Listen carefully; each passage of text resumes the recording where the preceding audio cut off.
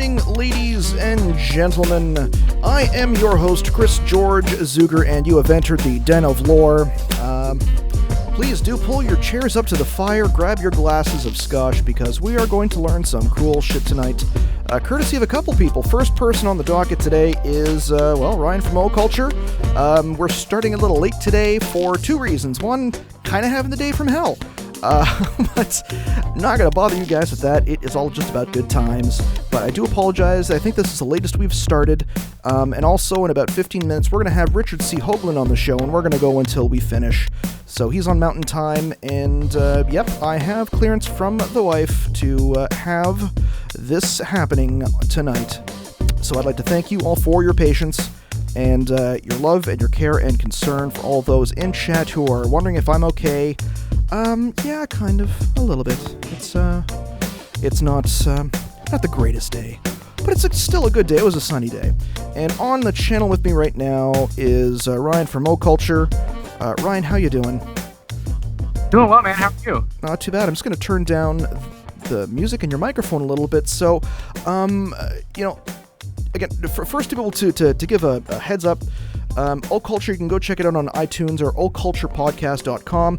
And also, please, don't forget to, check out our Fundly at, Patreon at patreon.com/Den of Lore. And I know we've got some new people who have signed up, and I do apologize if I forget some names on this one. I'm going to try and figure this out for the broadcast, and I will throw that up there. But again, for all of our patrons, you know who you are.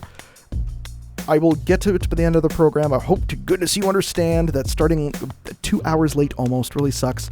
But most of all, I wanted to get Ryan from O Culture on the podcast first and foremost. And O Culture is kind of like a cooler Den of Lore if you like occult stuff, and if you like your hosts with better beards. And I'll be appearing on an episode of there. We're talking about a little bit about Freemasonry and John Anthony West and the Funly and the Jaws Symposium.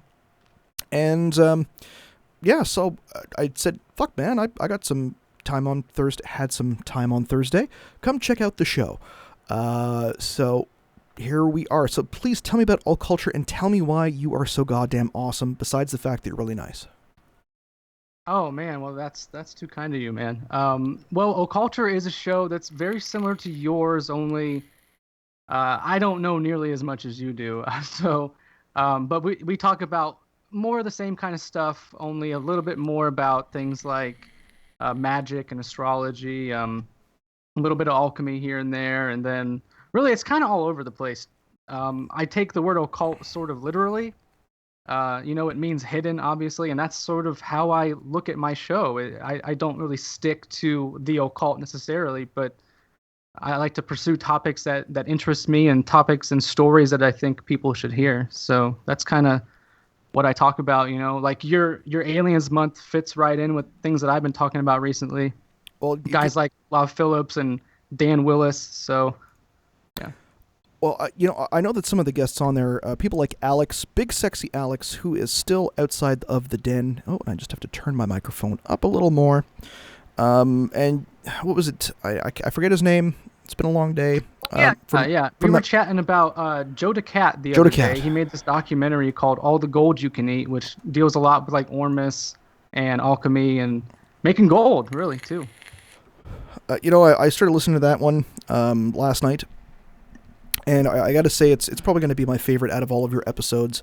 It's episode 20, I believe, with that one. Yeah. Okay. So, that's kind of the idea of it's really the occult side, and it's probably more from I found it was more from an information side, and more from trying to get the history out of this, or trying to be able to talk specifically about a topic, and not just talk to a person and get their, thoughts on a subject.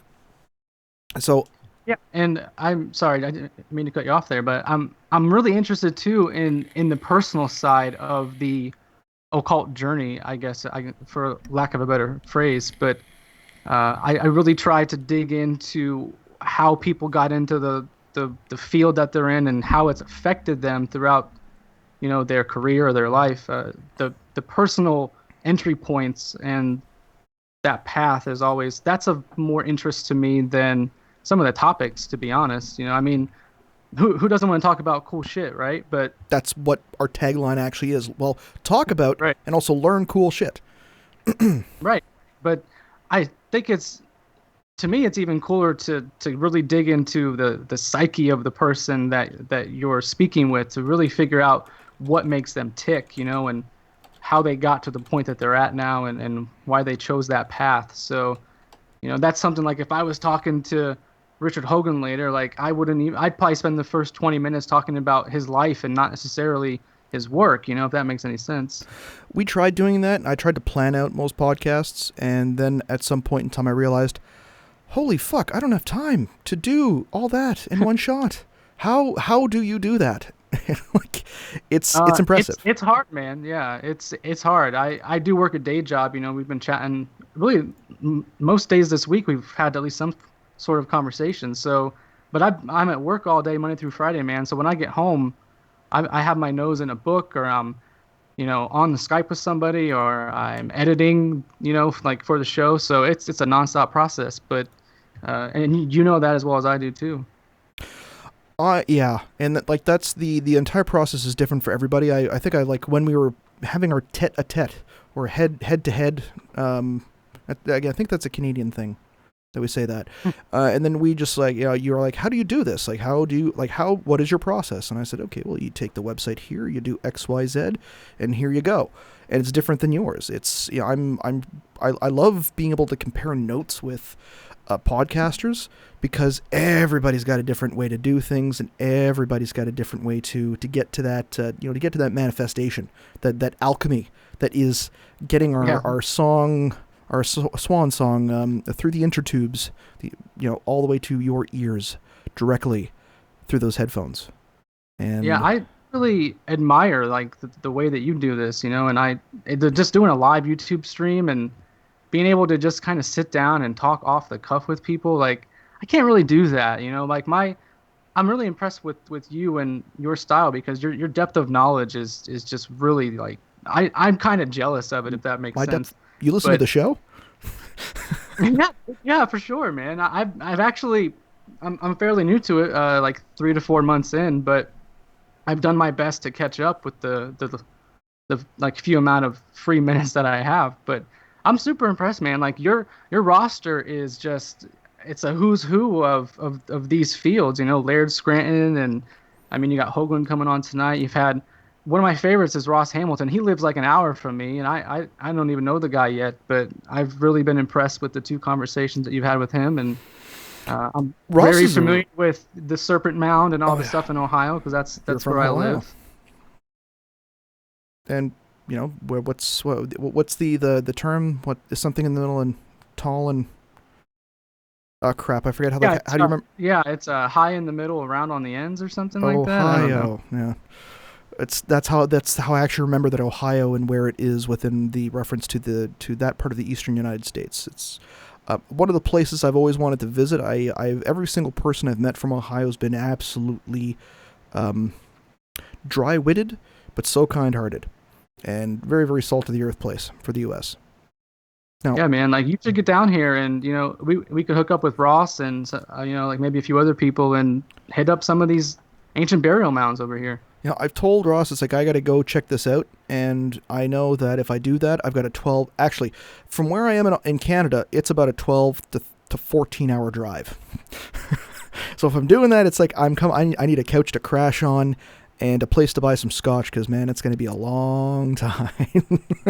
I'm standing in my living room, man. There's a couch in here. You're more than welcome anytime. So. Oh, man, that's appreciated. And, I got a spare bedroom full of... Well, I'll clear stuff off the bed. That I'd throw books and magazines and stuff out of there, and the occasional pile of paper that seems to accumulate here in my office. But yeah, like, we do that pretty quick. If you ever want to come up to Ottawa, which is not as boring as it sounds, we got a lot of cool stuff here. We got some politics and maybe some hockey, and hockey, man, right? And pro wrestling's big in Canada too, from what I hear. I'm going to make a very, very sorry apology to Adam, and my friend Adam, who actually runs a wrestling podcast out of Cornwall. wrestling sucks now. It sucked for a while, man. Switch to MMA. Hey, you're in DC, right? Well, like a lot of people like it here, but wrestling hasn't been like it used to be big. MMA also used to be big with GSP and all that, but it's just the storylines get to a certain point, and just overall the audience has dropped right off a cliff. I'm kind of also like noticing that as that kind of entertainment is kind of dropping off, other forms of entertainment are starting to get on the rise, like Blue Avians or the alien stuff that you're talking about. There's an entirely new form of I just want to be able to escape and this is something that interests me. Like how we have about like 5 minutes left before I bring Richard on here. Sure. Like, well, give me a quick rundown. Your too long didn't read of your esoteric and occult experience. Like, how'd you get into it? So my entry point to that was through music, actually, and the most recent episode that I put out was actually sort of an encapsulation of that. I'm a big fan of the band Tool, and they have a lot of occult artwork, and their lyrics are very they reference a lot of esoterica. So a few years ago I had really started to research what their 7-pointed star means. They use that in a lot of their artwork, and that led me to John Dee and Enochian magic. So I consumed like Dee's life for a couple of months, and he's a fascinating figure if you don't know anything about him. And then that also led me to the subject of alchemy, which I find to be extremely fascinating. And I'm not an expert on anything by any means, but I've done a lot of reading on the alchemical process and how it's not just material, how it sort of integrates into the psyche as well. Carl Jung wrote a lot about that.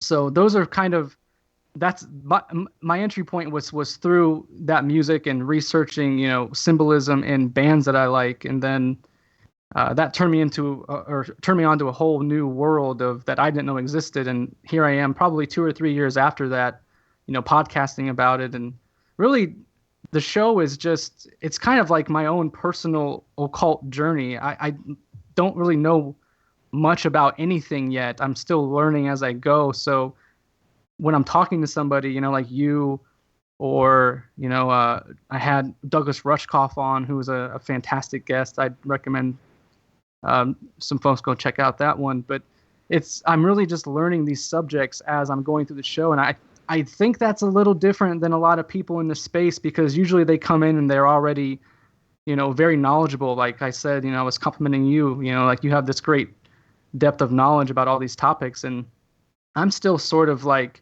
a novice. So you're really like on a journey with me. Like you're kind of walking that path with me with each episode. So I don't know if that's a unique approach, but it seems like everybody that I listen to in this field is really just like, man, I'm kind of blown away by the fact that they know so much and can retain so much, because I have a problem like retaining a lot of information sometimes. So it's been an interesting process so far, but I'm stoked to be here because it's helped me cross paths with guys like you,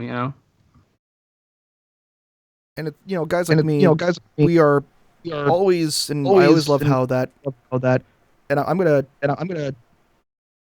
echo. Nice. I understand that journey. That's kind of one of the reasons why we do this show, and like I'm trying to piece together, the lost city of Atlantis while I drink scotch, or in this case, a nice little Stella. It's the only thing I can grab. Man. So, you know what? Sure.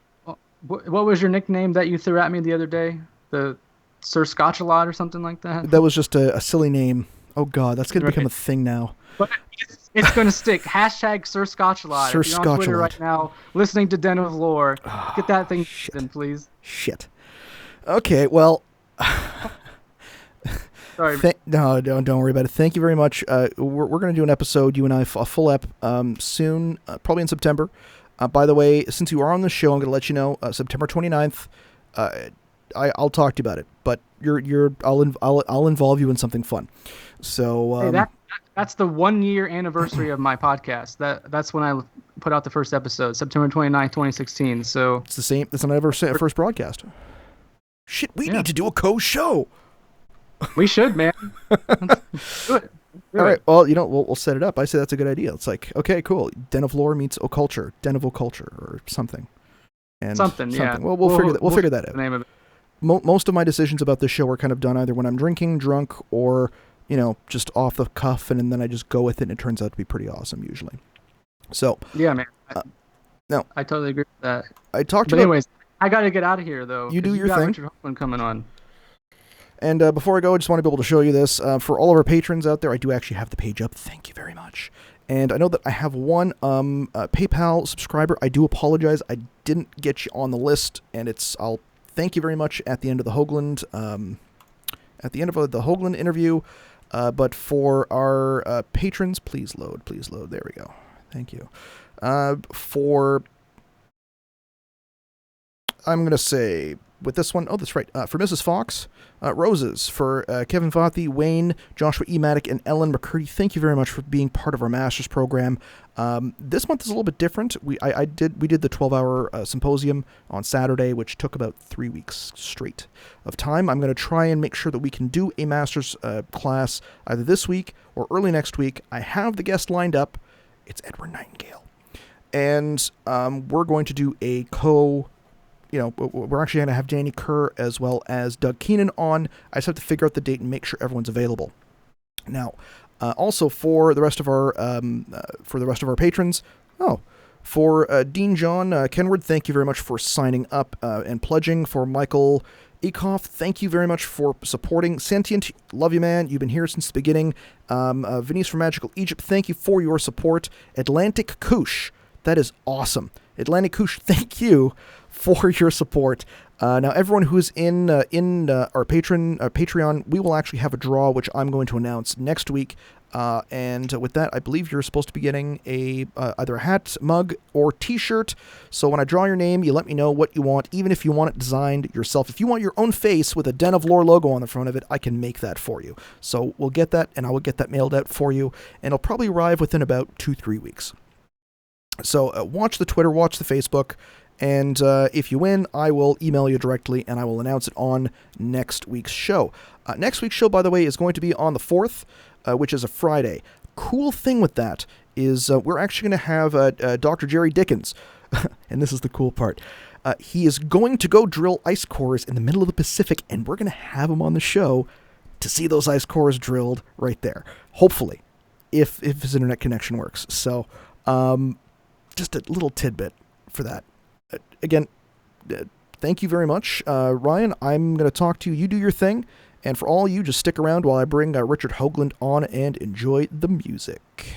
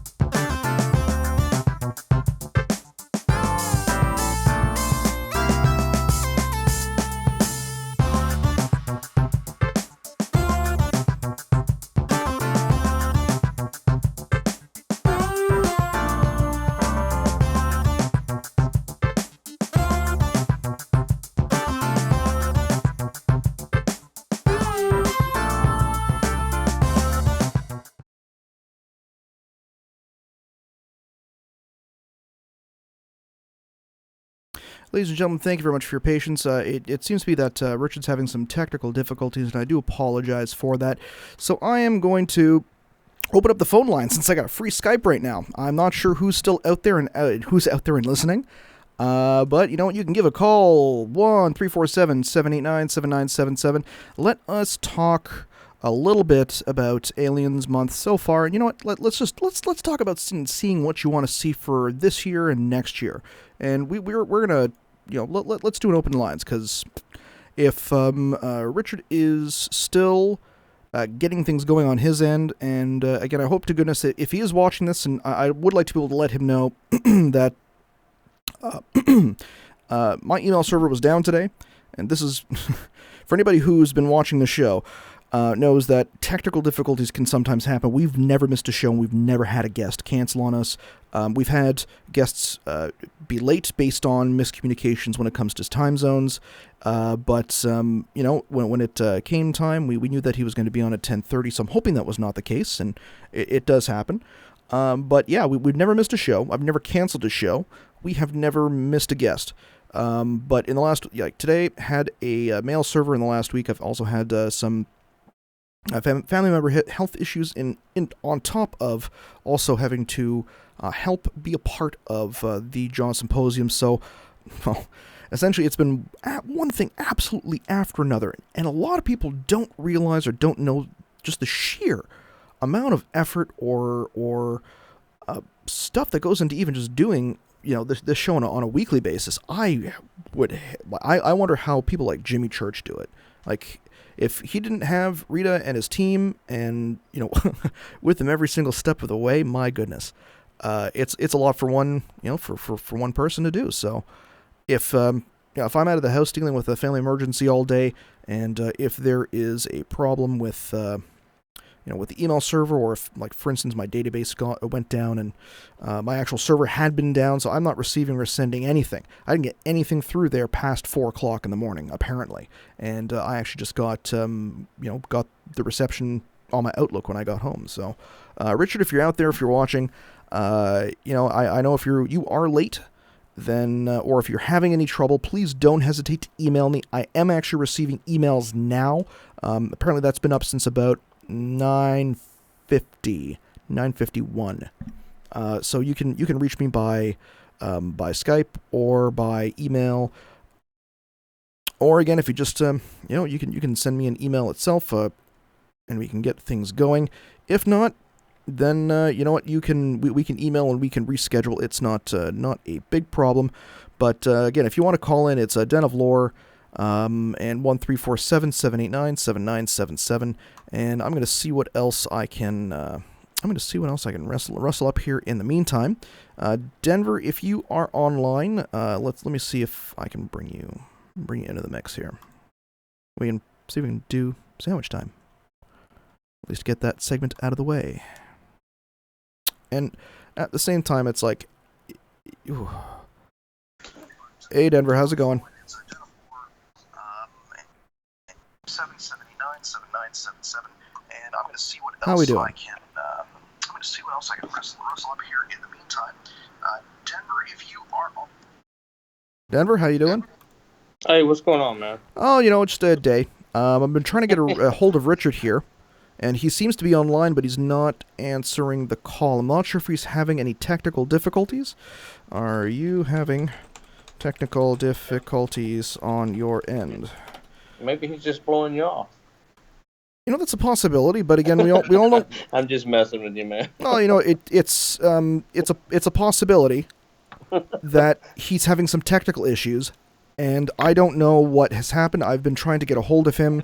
Apparently, none of my emails have been going out. Again, I've been out of the house a lot this week, a lot last week, a lot the week before that, dealing with some family issues while also working. I'm just a guy. This is a hobby. But we try and do as well as we can. We got a really good community.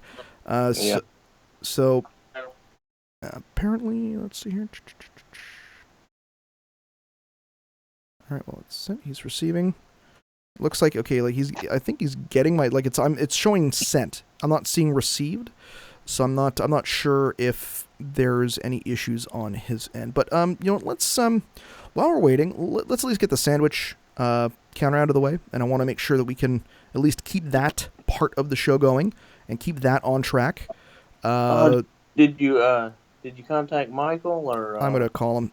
Yeah. Okay. Because I right before the show started, I sent him an inbox to tell him we're not doing it.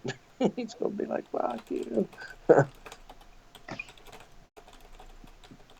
He was on Facebook a little while ago. Oh no, I talked to him. I let him know what what's been going on, okay.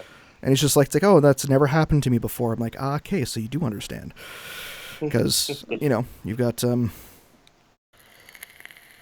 we have interesting times. Now I'm going to see. Yeah, I'm going to see if I can get a hold of.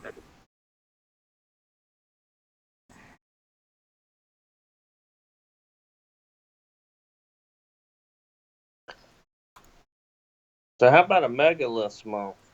Megaliths month? That would actually be pretty good. Not Egypt, just like other megaliths. Other megaliths. I'm also thinking, like, if we got open lines and Jimmy Church is on, maybe just call in and talk to Jimmy Church from our show. It'd be kind of fun. There you go. That would be hilarious. I think he'd kill me. Yeah, that'd be some serious trolling.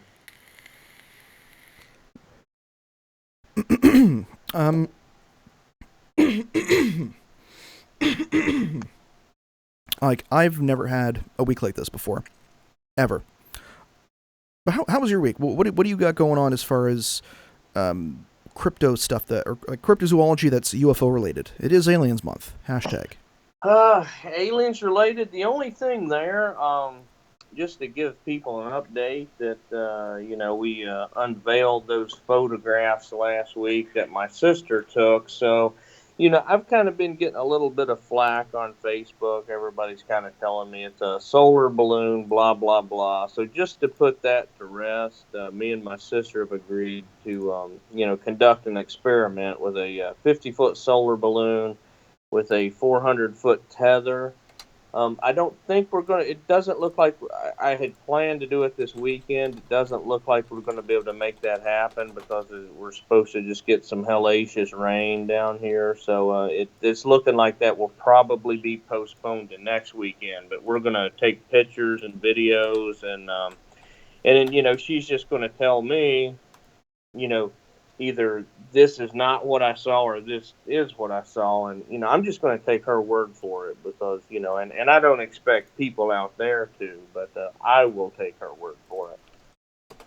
Well, that's the whole part of wanting to believe, is that you said that there is always a possibility that a experiencer is actually experiencing things, because that's half the battle. Yeah, and that's the thing I've been trying to explain to people on Facebook and Twitter and stuff when I show these pictures.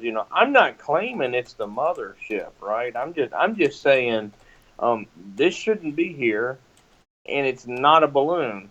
But everybody keeps telling me it's a balloon, so just kind of, and I shouldn't really care what people think. But to be sciencey, I guess we'll take the the biggest damn solar balloon that we can find, and we're going to we're going to conduct an experiment, and we can at least rule it out if nothing else. That's, of course, that still doesn't mean it's a it's extraterrestrial, but it can at least rule out the solar balloon thing. And couldn't message while on YouTube. Good luck. I'm talking to Michael. Michael said, I was watching a bit on YouTube but got behind in live. Couldn't message while on YouTube. Good luck. I'm just going to add him, see if I can get a hold of him. That's, I can't wait for at least you to be able to get the video on that. I know that doing stuff like live stream is going to be quite difficult. And I'm more concerned with whether it'll actually do stuff that we hoped that it won't do, which is to stay still. And yeah, see, that's the thing. Most of these come with a tether, but to get it to stay perfectly still, you would have to tether it on both ends. So whoever, let's just say that what she saw was, somebody messing around with one of these things, they would have to modify it to put a tether on both ends. And then I think that, people holding it, they would have had to anchor it to the ground. So that's actually what I'm going to do on this experiment. I'm gonna anchor it on two ends, and then I still don't think there's any way that it can just stay horizontal, like the way that my sister saw it for that period of time. But just to rule it out, we're gonna do the experiment. I can't wait to see this. And yeah, I'll definitely take videos, and I'll try to go like Facebook Live or Skype Live or something. well, if you do that, like, post it to your page, and at least I can share it to the channel afterwards. Okay, yeah, that sounds good. We'll, like I said, I don't think it's not going to happen this weekend. The weather just looks like it's not going to work out. So, but definitely, if the weather even halfway cooperates next weekend, we're going to do it. And this weekend also, over the weekend, I went to the site where she saw it, just to kind of, I took some pictures from where she was at, and just to kind of get an idea of where the thing was, how high it was in the air, and that sort of thing. Of course, not knowing the object size, that's kind of hard to determine. So there's just too many unknowns to really really guesstimate the height, or you can't triangulate things without having a couple of numbers. And if you have this type of balloon, where are you getting this balloon from? They sell these on Amazon and Walmart. They have a 50-foot solar balloon, and it comes with a 400-foot tether. So I'm gonna grab one of those. There we go. Probably off Amazon, and because that's probably if this is a solar balloon that she saw, that's probably where it came from. Nobody's going to spend a lot of money on one of these. The only thing too, though, I mean, these things work a lot better in cold weather, because they're able to get their lift from the difference in the temperature, from the temperature difference, and so they work a lot better in sunny, cold days, and also, what she saw, it was not real dark in color. It was metallic and shiny. So that's kind of another thing too that you've got to consider with this. If this was metallic and shiny, that wouldn't really work very well on a solar balloon. It needs to be dark in color to absorb that heat and make the thing rise. Okay. And I'm just going to call. Let's see if I can actually get him. Let's see if he actually picks up. I'm trying to see if he actually picks up. Let me see. Please work. Please work.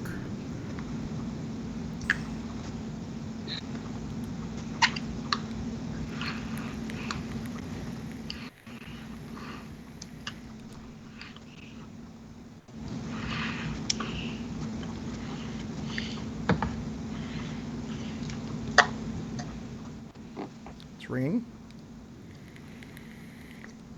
Nope. Nothing. Or nope, nothing. Alright, so at least I'm gonna show this so that people actually have that is from this past week. You know what? Might as well just delete that. That's from the symposium, which was kind of fun to do. It's a long ass day. My God in heaven. That was a long day. So we got this. Let's be able to show you. Man, we're calling. We're not able to get through.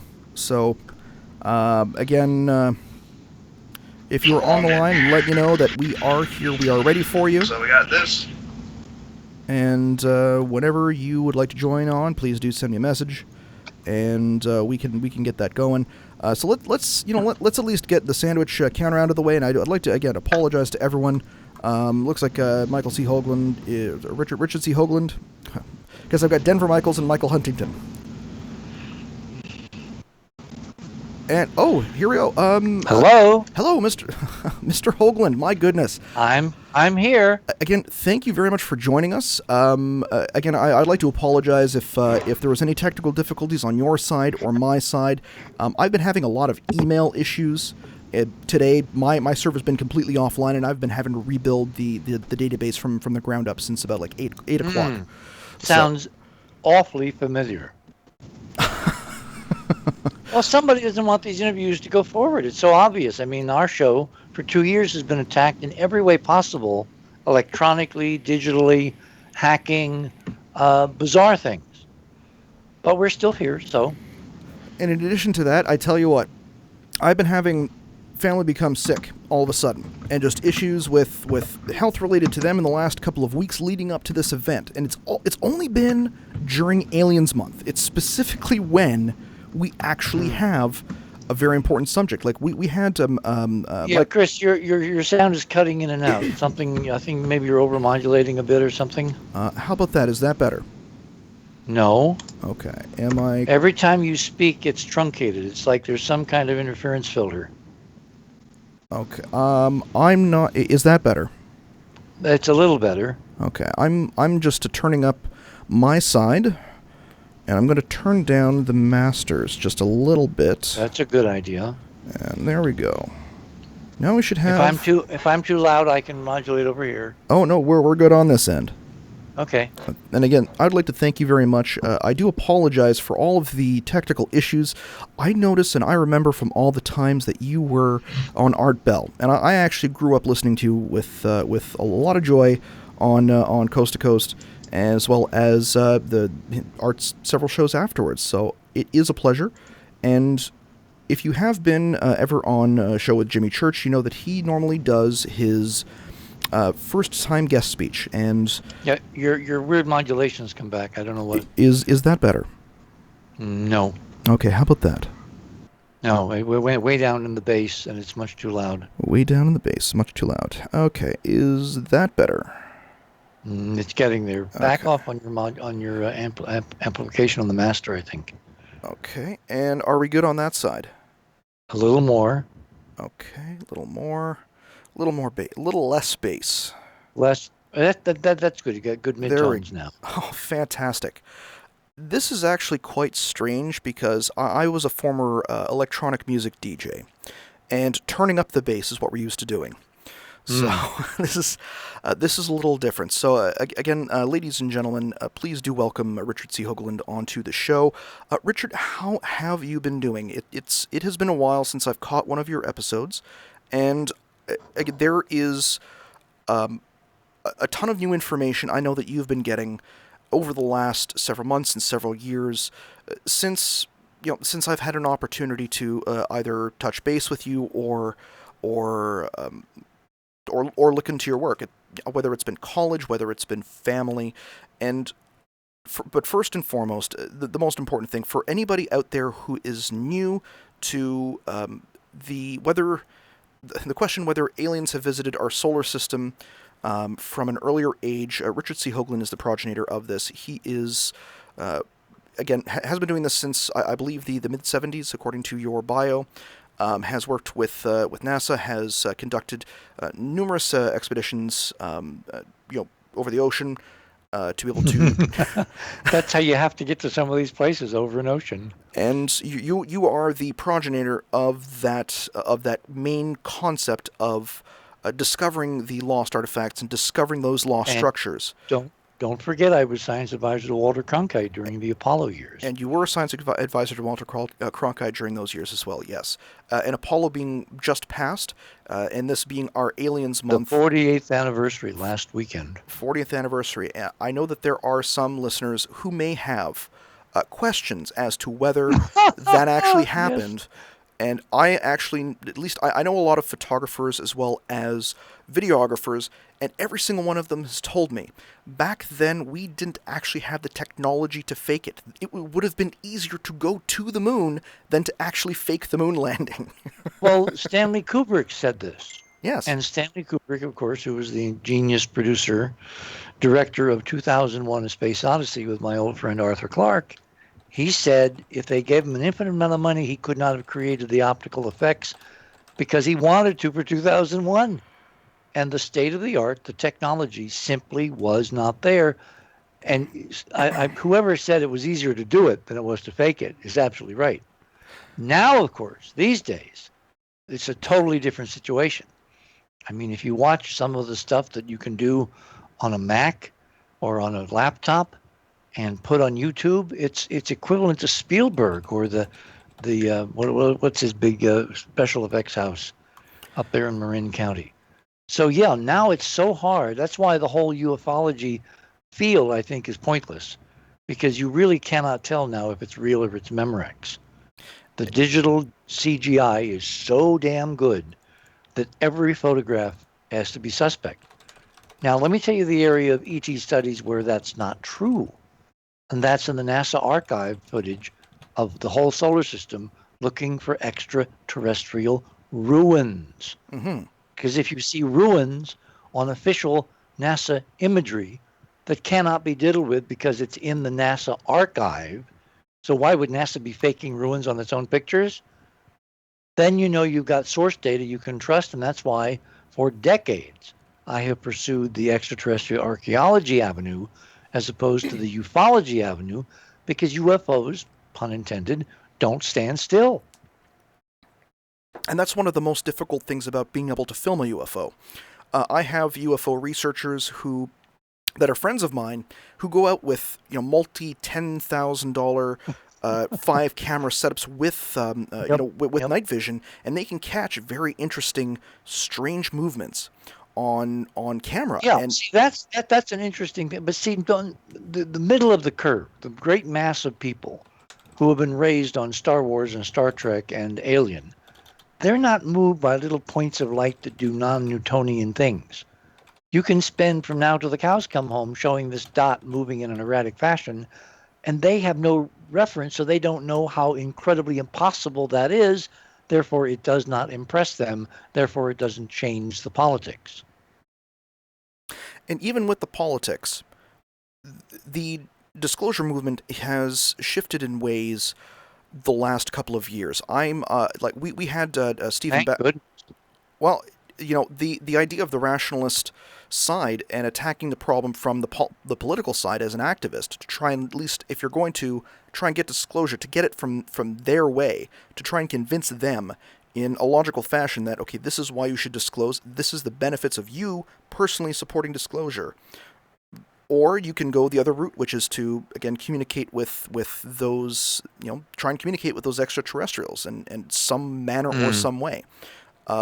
And I've always found that it's the disclosure is not necessarily as important from that standpoint, because anybody who believes in UFOs, who has seen a UFO, they know that the UFO phenomena is something to believe. Wait. Chris, who's inside? Everything rests on who's piloting these vehicles. Where are they from? What is their agenda? The very idea of an extraterrestrial vehicle is kind of boring. It's like, getting excited about a 747 after you see the third one or the fourth one. But who's inside is everything, and that's the avenue of our research, which is we're looking at extraterrestrial archaeology. In some of the archaeology, I have stunning images on the surface of Mars taken by the Curiosity spacecraft showing absolute bona fide ancient rusting, corroding UFOs, i.e. flying saucers lying on the Martian deserts. No question. Zero doubt. I do have interesting questions remaining about who used to fly them. And that raises this huge, discussion of who are we really talking about, who's flitting around, abducting people, visiting us, giving us information, and setting us up for the big disclosure of who the hell the human race really is. There are a couple of theories that I've heard regarding that, and I may have even had an email exchange with you at one point, many years, I would say about 7 years ago, possibly more.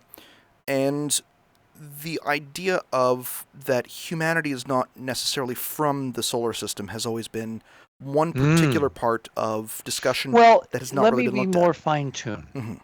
When I originally wrote about all this, which was Monuments of Mars, A City on the Edge of Forever, it's now, I think it's in its 5th edition, and each edition we made it bigger because we stuffed more inside the blivet, including photographs.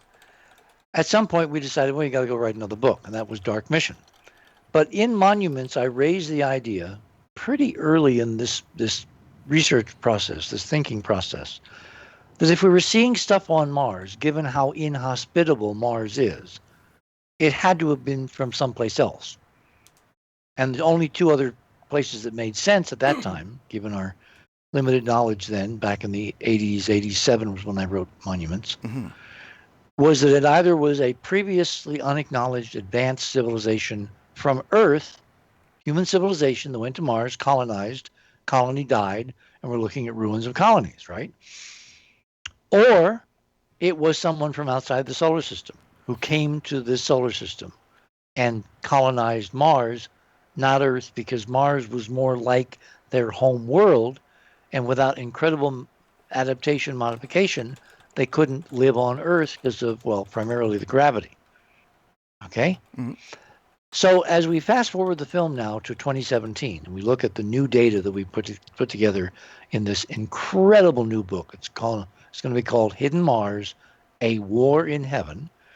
And I'm the lead author of 7, tetrahedral 7, of people with incredible ranging of backgrounds, diverse opinions, diverse expertise. And they've all come to this conclusion, oh my God, there's stuff there and it's our stuff. But how they get there and what they think about it and their data, their evidence, is varied all over the map. So this is going to be the definitive, everything you ever wanted to know about extraterrestrial civilizations and the human connection to them that you ever wanted to ask, but didn't know who to ask of. And that's about to be published, probably before the end of the year. I very optimistically, when we got into this, I thought we could have it out by the spring. And there's so much data there, and it's so time consuming to go through it and winnow out the signal from the noise, because you have to apply scientific principles to any of this. There's evidence, there's a process. You don't rely on sources. You don't, look for sneaky emails from people that pretend to know everything, and you don't go to websites that come up constantly showing the latest thing on Google Maps, which of course is nothing but just noise. You have to go back to the original source data, which means NASA archives, either digital or hard copy. A lot of our data is hard copy, certainly of the moon, because we got in on the ground floor when no one else was doing this, and we could literally go to NASA at Goddard and have our associates go there and get hard copy negatives of original NASA data to be scanned and printed and magnified and enhanced and examined. So everything we're doing goes to original sources, which is what was so exciting about the Chinese robotic mission, the Cheng 3 Jade Rabbit mission to the moon back in, 2013. They send a probe to the moon, which has a little rover on it called Jade Rabbit, all part of the Chinese mythology about the goddess of the moon living in the moon and having a pet rabbit. And they land not where they announced they're going to land, but they land in a place called Mare Imbrium. Wonderful Latin name, meaning the ocean of storms.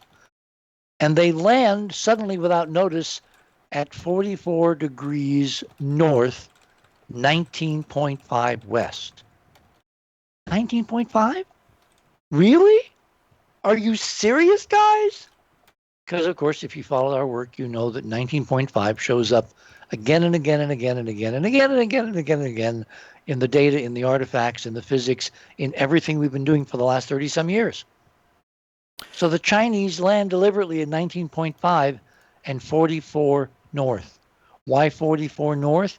Oh, let's see. They landed during the presidency of the 44th president of the United States. In other words, codes. So we wrote a whole piece on the Enterprise mission. Just go look for it. I think the title is something like, what are the Chinese really up to, or whatever. Before the end of the show, I'll go to Enterprise and I'll look it up and I'll give you the exact title, because it kind of summarizes the end of a 30-year story where we start out with NASA imagery, Apollo imagery from the astronauts of structures on the moon, real structures, which of course is why the whole nonsense about we never went to the moon developed, because it was like trying to distract from the real data with a fake story. And I have in Dark Mission the story of how I was at JPL, working for CBS, watching NASA literally begin the very cover story at JPL that we never went to the moon. NASA is its own source for the "we never went to the moon" hoax. Why? To cover up what they really found, which was extraterrestrial ruins. Oh, and along the way, they also had to brainwash all the astronauts. And we also have data on that in Dark Mission. So, yeah, I've been at this quite a while, Chris, and I have come to the conclusion that long before Trump coined the term fake news, NASA was coming to us with fake science. Its real mission has been totally different from its pretend mission. Its real mission is to explore the ancient outlines of an ancient human civilization all over the solar system, while it pretends to be doing civilian science and looking at rocks and measuring radiation. That's the biggest fake news in the solar system, and it's about to be uncovered. I now have a date when it will be uncovered, which I can announce on your show tonight. And I can tell you we're already in the disclosure window. It began last week afternoon, Tuesday, July 18th, during the 48th anniversary of the mission to the moon, Apollo 11. And it started at the House Committee on Science, Space, and Technology when the vice chairman of the committee, Congressman Dana Rohrabacher from the 48th District of Southern California, 48th Congressional District, which encompasses the famed Orange County, when Dana Rohrabacher looked at the face of 6 or 7 NASA representatives sitting in the witness table in front of him as part of the committee hearing, and he asked them, gentlemen, he says, I'm paraphrasing, I have one most important question. Has there ever been an ancient civilization on Mars? Disclosure has begun. I was very excited to be able to hear that with that announcement. And again, we haven't had much of an opportunity because of, well, my technical issue started last week, actually about the same time last week. And this is the extent that, if there's going to be a government cover-up, it's going to be the long game. I announced you on the show 5 weeks ago. So they knew that you were coming on here. Big fat target. Thank you. And I know that you, as a man of science and a man of heavy research and somebody who appreciates the data and wants that truth to be able to come out, does have that big target on your back. So to be able to give you an idea, normally we try and plan the show out, and we do a basic outline.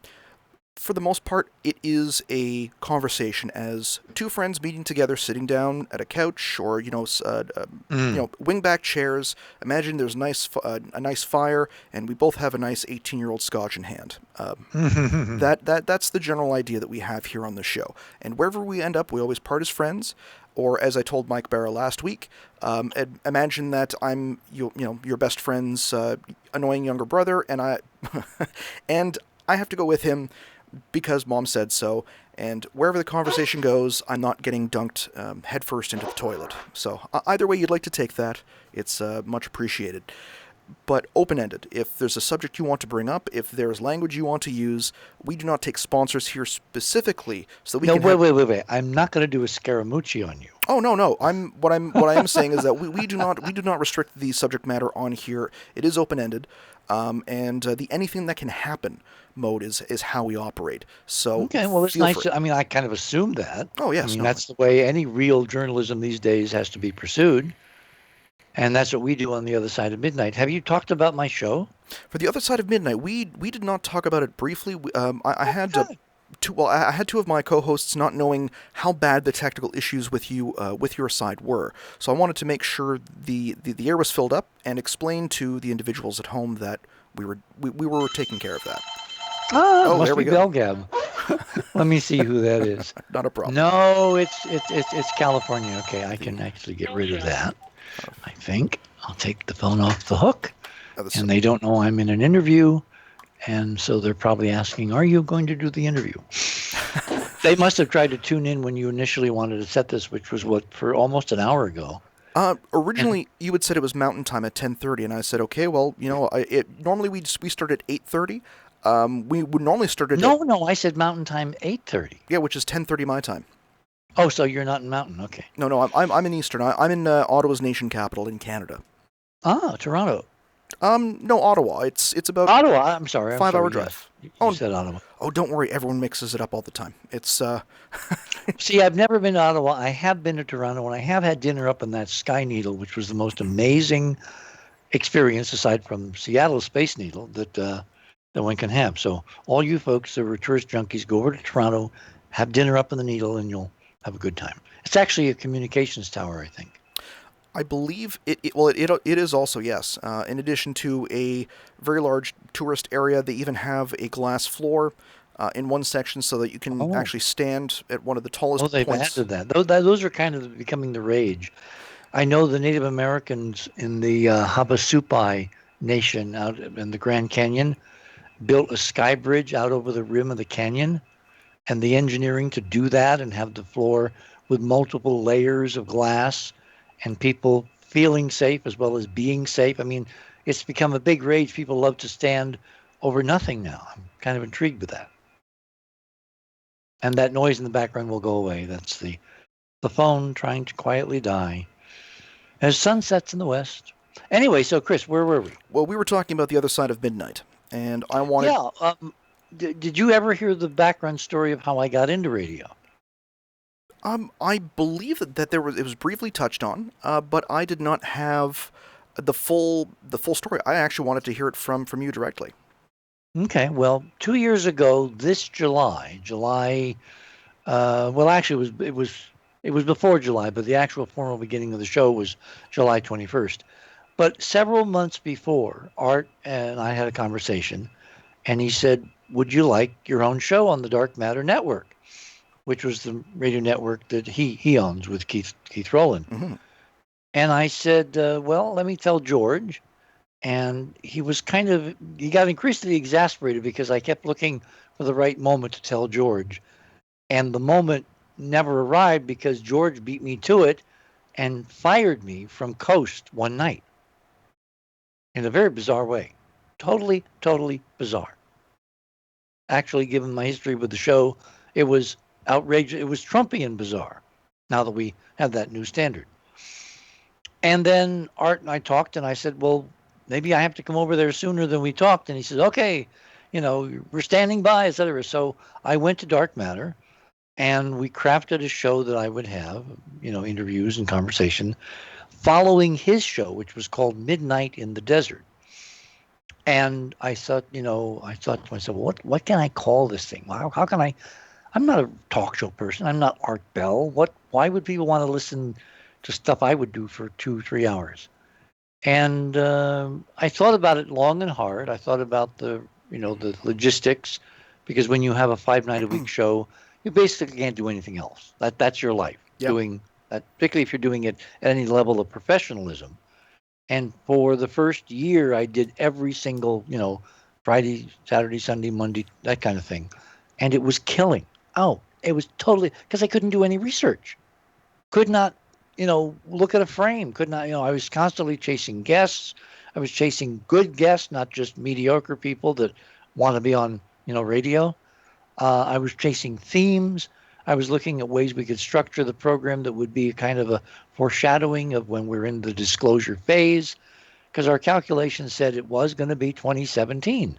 And I kept saying to Art over and over again, this is timed perfectly. This is absolutely, you're coming back again, because, he's been away and come back quite a few times, right?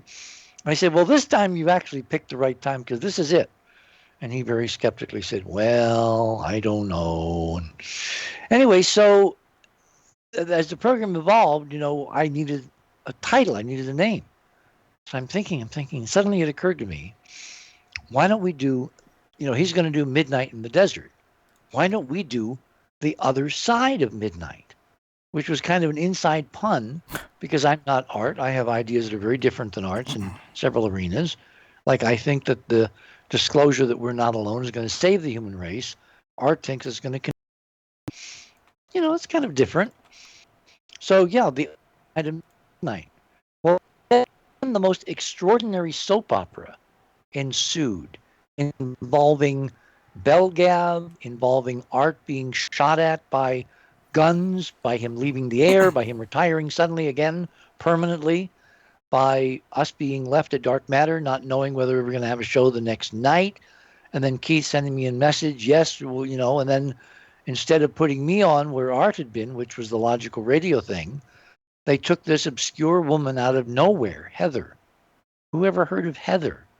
Who apparently never had any radio experience, and they gave her Art's 5 hours. I mean, can you imagine, Chris? You do a show. Can you imagine doing a show 5 nights a week, 5 hours per night? Yeah, believe it or not, and I'm sure you're familiar with John Anthony West. Yes, of course. We actually did. How is he? He is slowly recovering.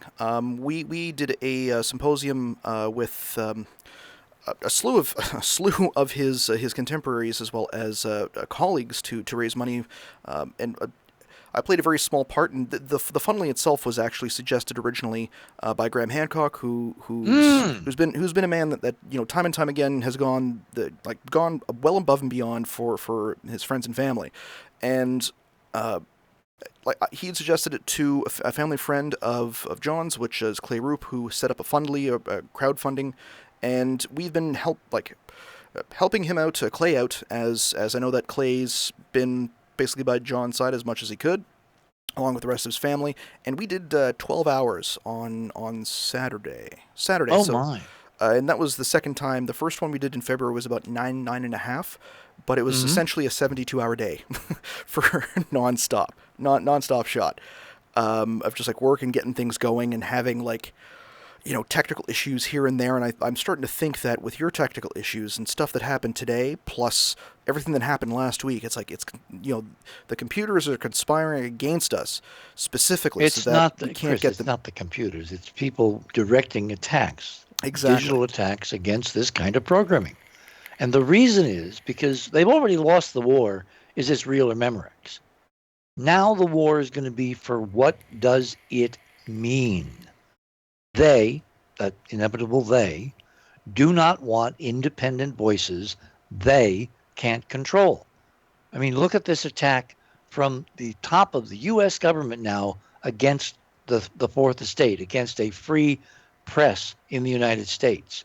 Unprecedented, where you get people to doubt the veracity of that which they hear.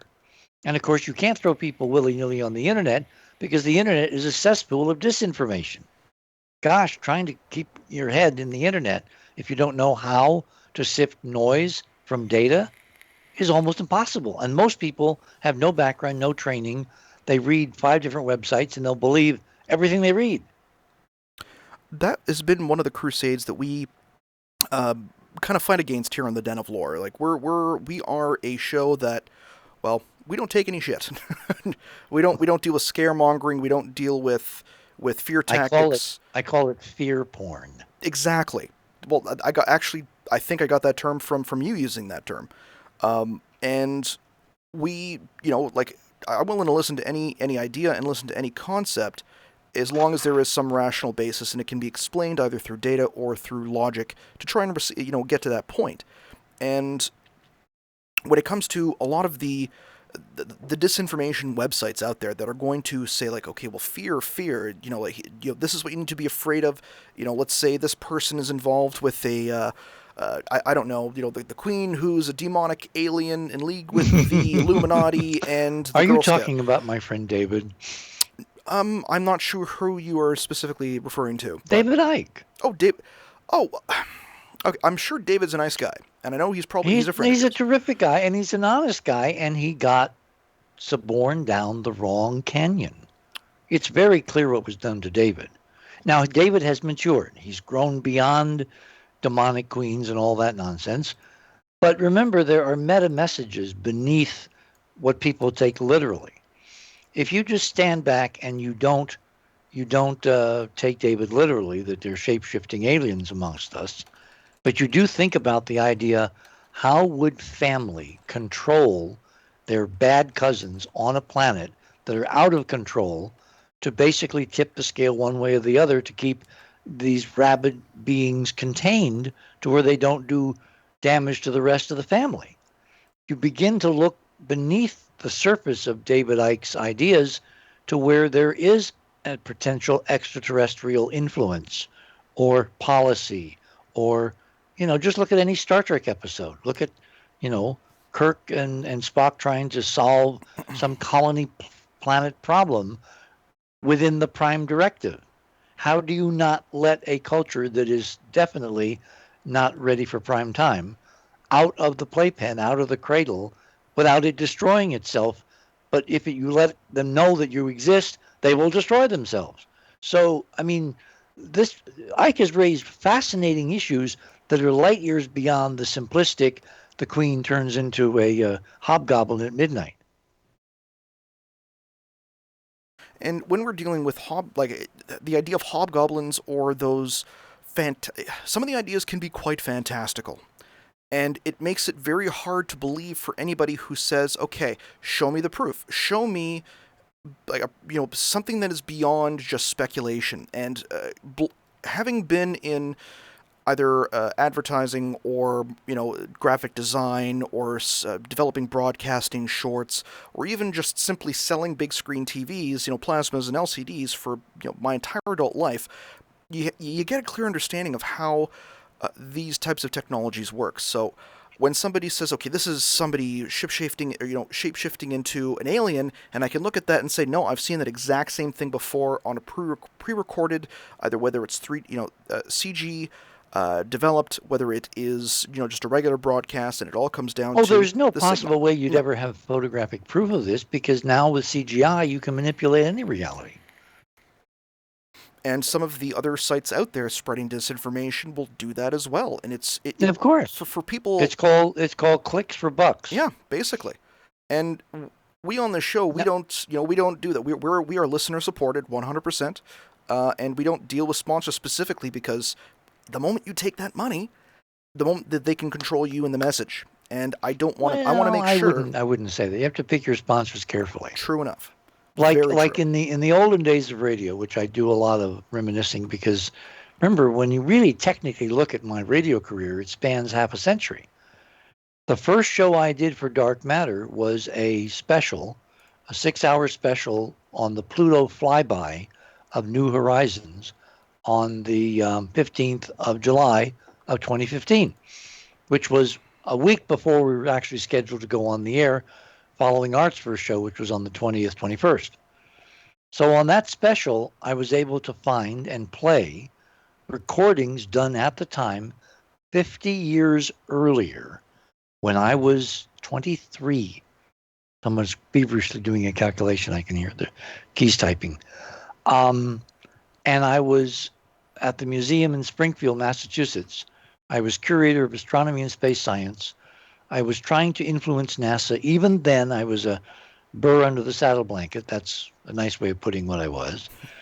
And I got hooked up with this local NBC affiliate in Hartford, south of Springfield, WTIC, in Hartford, Connecticut.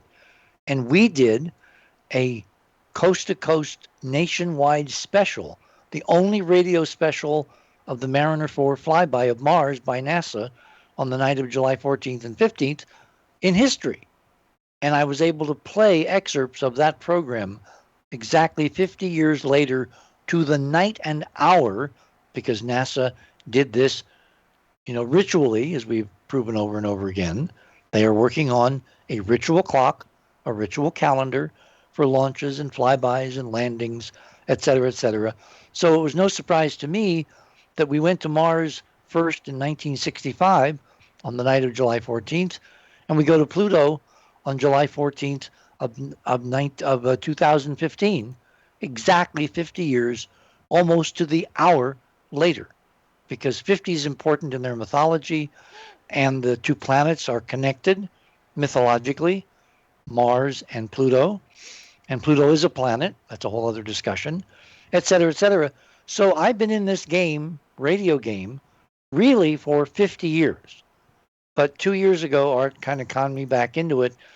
And I've been experimenting with a whole bunch of things, including we've kind of fashioned the other side of midnight like the old Long John Nebel show out of WOR in New York, which was on 50 years ago when I was doing my stuff with Mars. And the Long John Neville show had an incredible theme, which we have appropriated as the theme for The Other Side of Midnight. So if for no other reason, you might want to tune in. We're on Saturday nights and Sunday nights, on weekends only now, because we got to finish this damn book, and I can't do it 5 nights a week and do the book and do the research and all the other stuff. So we had to cut back. So we're only live now 2 nights a week, weekends, Saturday and Sunday.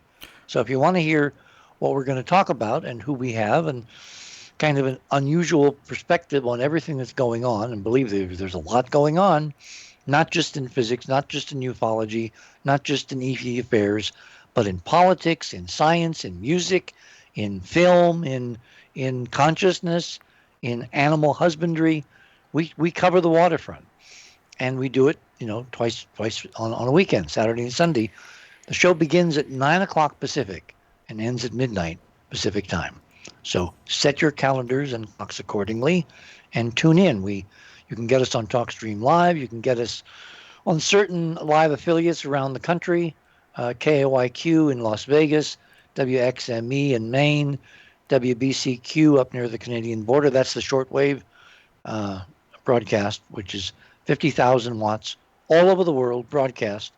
And of course, we're all over the internet. We're consistently, Chris, every night when we're up against George on the weekends, we're number 2. And when we were on during weekdays, we're number 2, which was interesting because he has 600 affiliates and we had like 2 or 3. And we were in fact, a couple of nights I beat him. I was number 1, and then he realized it, and they changed their affiliate program, and so we haven't been number 1 for like a year, 2 years, something like that. But we were briefly number 1, which demonstrates that people want to hear our brand of 1950s open-ended conversation about anything. And that's kind of what we do here, except for me... Which is why I'm on your show. And I much appreciate that. So let's get back... Forget process now. I'm tired of process. Let's talk about something substantive. Okay, now like I want to know... disclosure. Okay, well, disclosure. And this is kind of the first thing... And it's not just about UFOs and ET. Disclosure is everything. Well, we're talking you realize, Chris, this is the apocalypse. This is the classic Latin apocalypse, which did not mean disaster, except to certain people. Extreme change. It meant unveiling. It meant discovery. It meant truth. It meant epiphany. It meant, oh my God, so that's what's really been going on. We're in the middle of that right now. What if we talk more exotic technologies or secret space program? Mm-hmm. That's always been a big interest of mine. And mine too. I had a girlfriend many years ago. Should I say that? Many years ago. She's not listening, so I can say that. And, when you meet people, you kind of their backstory and all that. And she was just this non-prepossessing kind of beautiful individual that didn't have a lot of friends. And when high school ended, she was magically invited to go to the graduation night party after graduation day. And because they were down near the southern Maryland shore, they did it on the beach. They had like a beach luau with bonfires and all that. Mm-hmm. And it was, I don't think I remember the exact date, but it was sometime, well, it had to be in the spring because that's when school would end. So they're all lying there on the beach and, there's music and there's dancing and there's shadows and there's the usual stuff that happens with high school kids.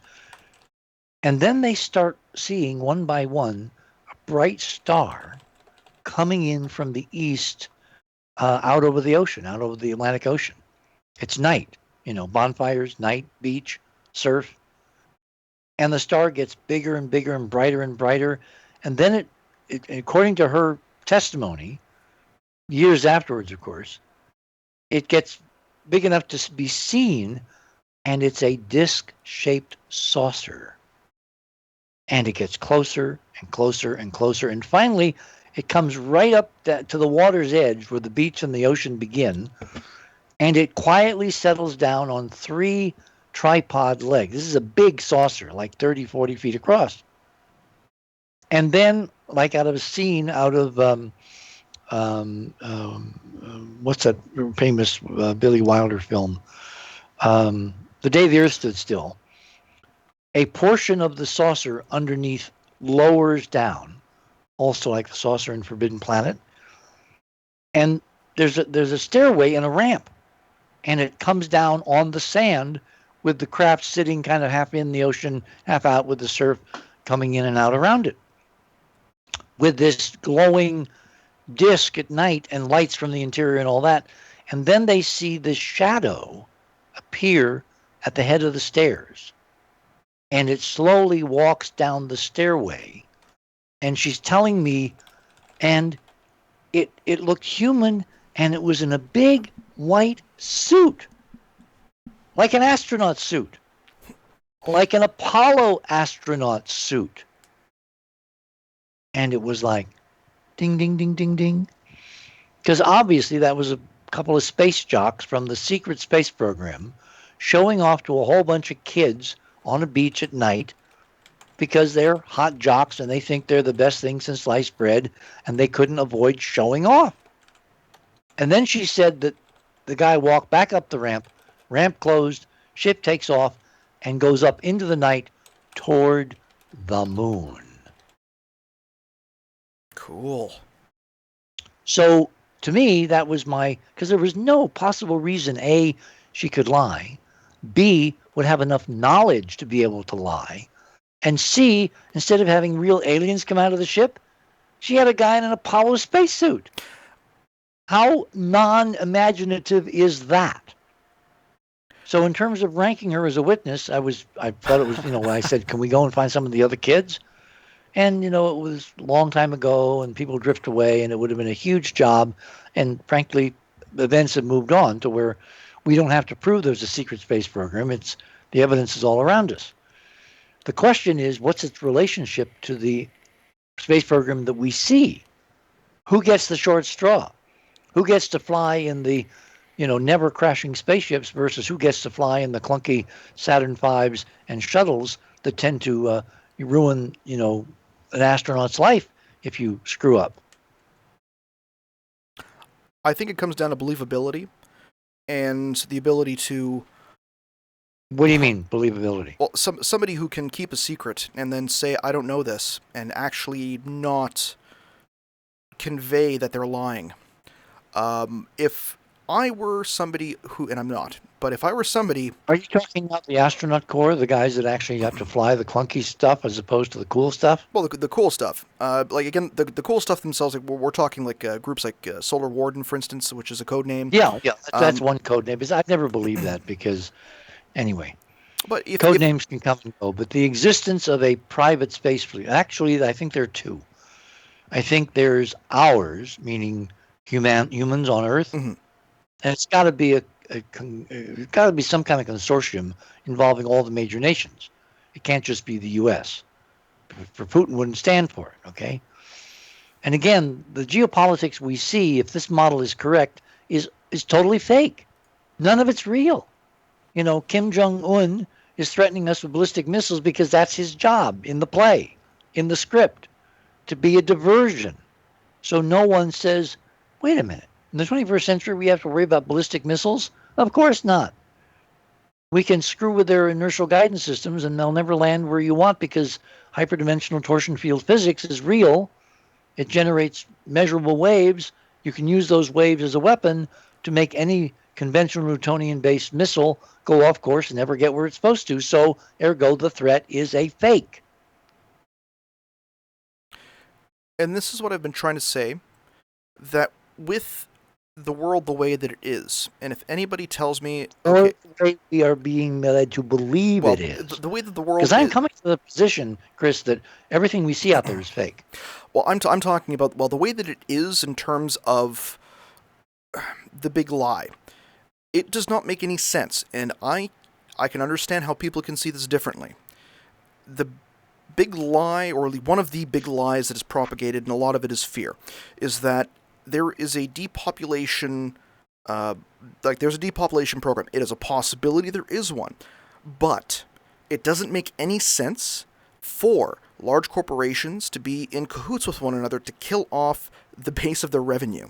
It does not make any sense for governments to cut off their tax revenue. If it just comes down to survival, then they could do that very easily with all the weapons that are available. To me, that isn't logical. Although, I can note that if there is such a thing, and I'm not saying that there is, I'm not saying that there isn't, but if there is, it would stand to reason to me that it is due to some outside force that could possibly say, okay, if we're going to go and take this planet's resources, again, I can't see that as a possibility because there are tons of resources out there in the solar system hanging around without 6 or 7 billion. Chris, it's even worse or better. Actually, it's much better than that. You've heard of the so-called Kardashev scale of interstellar civilizations, Yes. right? Type 1, Type 2, Type 3. Oh, yes. And that according to Sagan, we're about a 0.7. We're not even at the Type 1 level yet, which controls the energy of a planetary system, of its planet. Yes. What no one has factored in, and the Kardashev scale was based solely on energy, not on any other technological capabilities, just energy. Mm-hmm. What was never factored in is any hyperdimensional components. In other words, a Type 1 controls all the fossil fuels and natural gas and solar energy hitting one planet, right? Mm-hmm. A Type 2 civilization, like, can create a Dyson sphere to harness the energy, Or a swarm. the solar energy of its entire star. And in other words, that was their thinking back in the 1960s. Very linear, very Newtonian physics, very non-hyperdimensional. Once you enter the realm of experimental verification, a la the Russian scientist Kozyrev, and our work and a bunch of recently declassified black ops stuff on this side of the Iron Curtain, and you realize that hyperdimensional physics is real, and torsion field technologies were used to bring down the World Trade Towers. It wasn't mini nukes, it wasn't explosives, it wasn't thermite, it was pure torsion field weaponry that dustified and reduced those buildings to dust.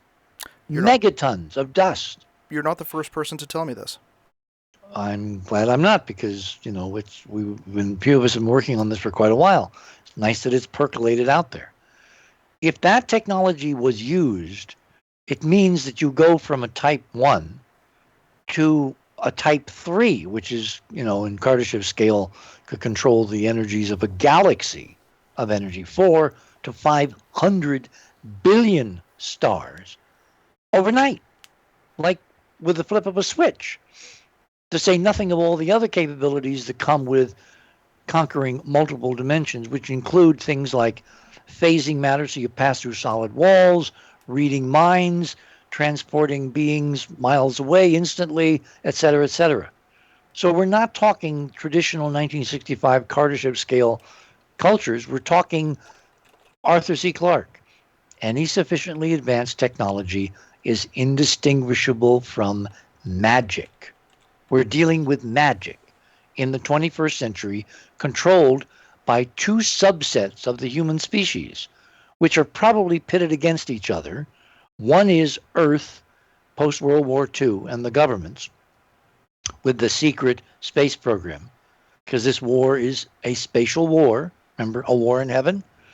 And the other group is the so-called breakaways, the Nazis who developed this technology or had it given to them, and the odds are it probably was given to them, because they were picked as the favorite stalking horse to win Earth for guys out there that we don't really want to mess with, very, very bad cousins.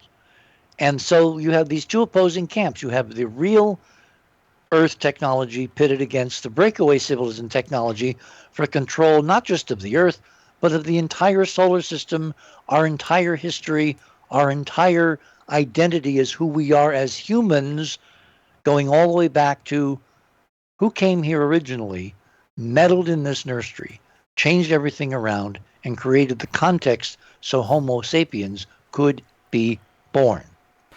I actually just had It happens every now and again, but while you were saying that, I actually just had my studios start to fall apart. My soundproof walls have come undone. I want to know how this relates to Mars and the moon. And I'm going to preface this with, and my mother is a very big fan. And truth be told, I said I was interviewing Richard C. Hoagland on the show tonight, and she looked at me and went, "What? Holy shit!" And my mother doesn't swear very much. Did your mother say that? Shame on her. Well, she may have, but she tends to react fairly well. And Mom, if you're out there, thank you very much for watching. You're awesome. Love you to death. And I'm not sure where she got the information from.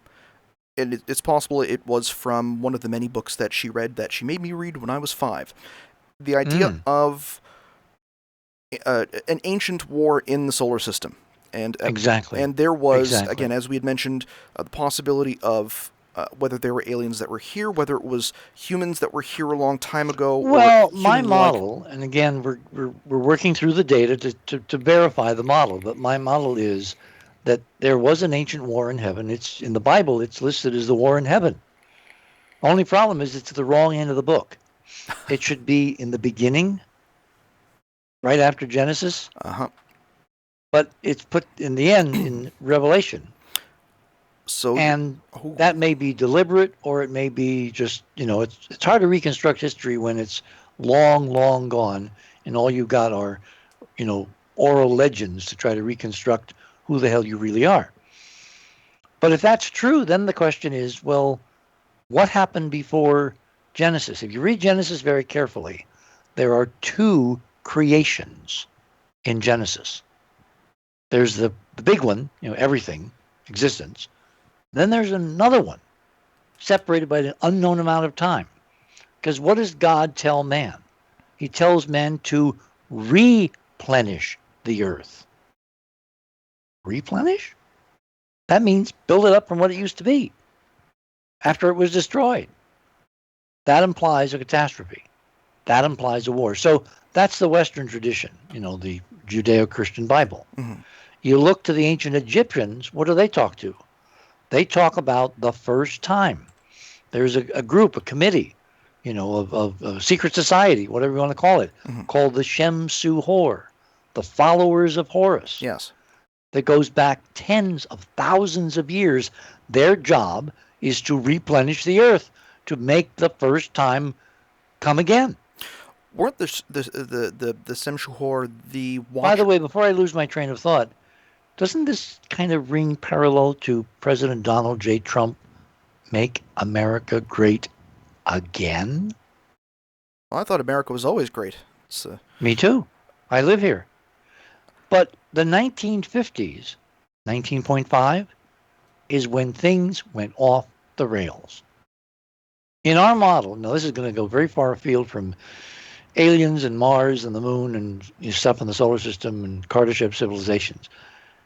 The very fabric of reality, kind of like those couple of movies on the Philadelphia experiment, appeared to take a fork, appeared to take a wrong turn in the 1950s.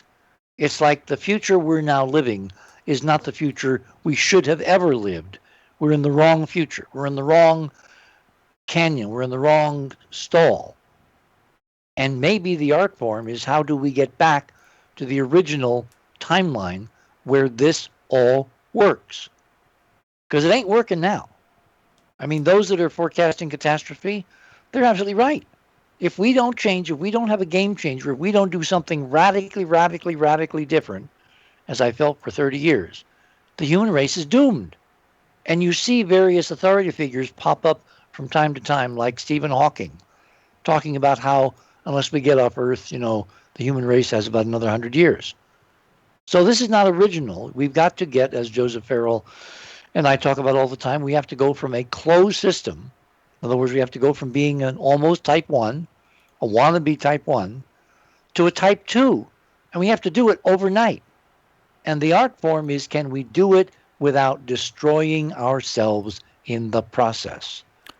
Are we mature enough to handle the extraordinary, awesome power to literally recreate reality of a Type 2 civilization, hyperdimensional torsion field, physics, and knowledge base. I think that if you were talking about going from a Type 1 to a Type 2 to a Type 3, it would be very difficult to do that. The reason being there are so many competing interests on the world right now. At least Well, wait. When you say competing, remember, what's the primary reason we compete with each other on Earth? What's the biggest driver of competition? resources, obviously. Exactly. Torsion field hyperdimensional physics allows you to create matter from space. You can create any quantity of any matter in any form or color or variety that you want. Does this sound a bit familiar? It's the lead lines from Dr. Forbius in Forbidden Planet, which came out in 1956.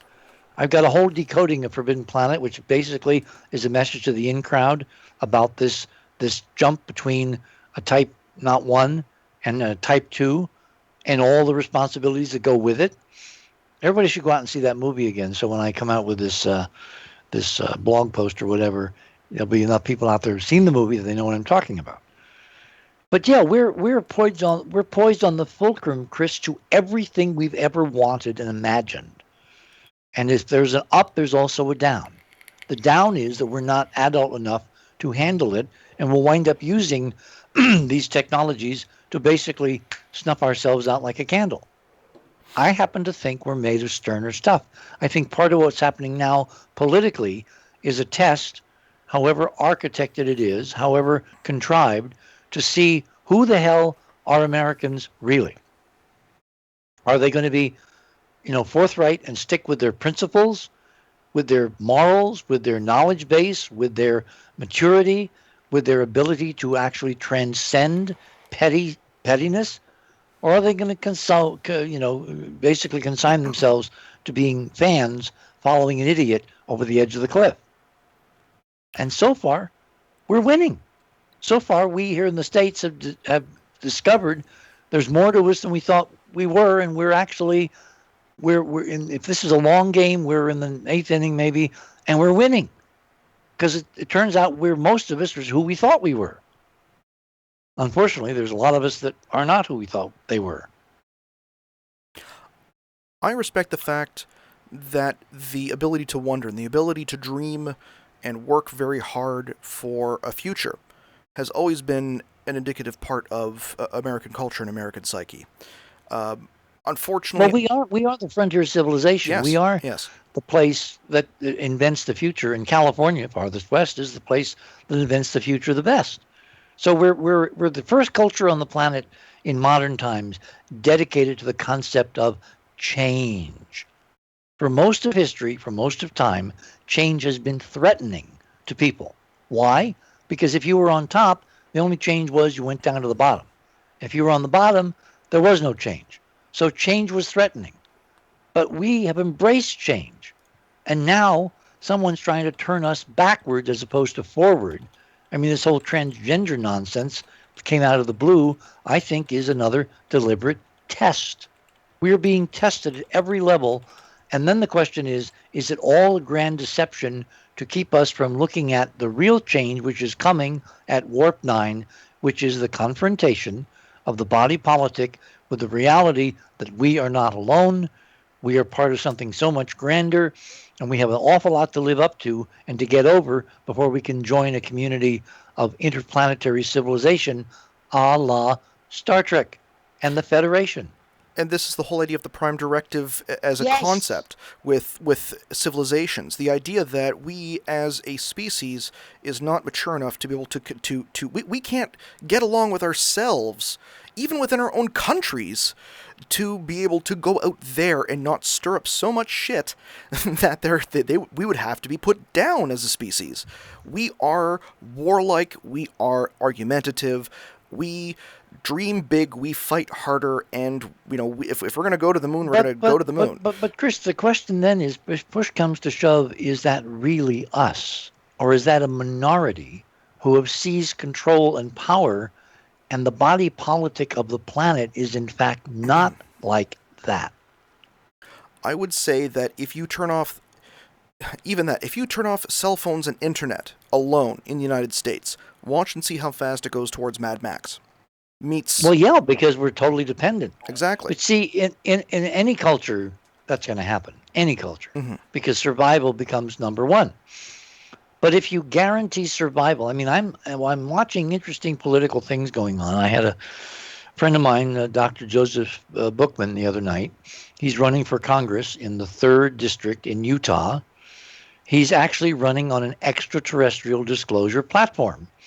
His economics are there should be a guaranteed national income.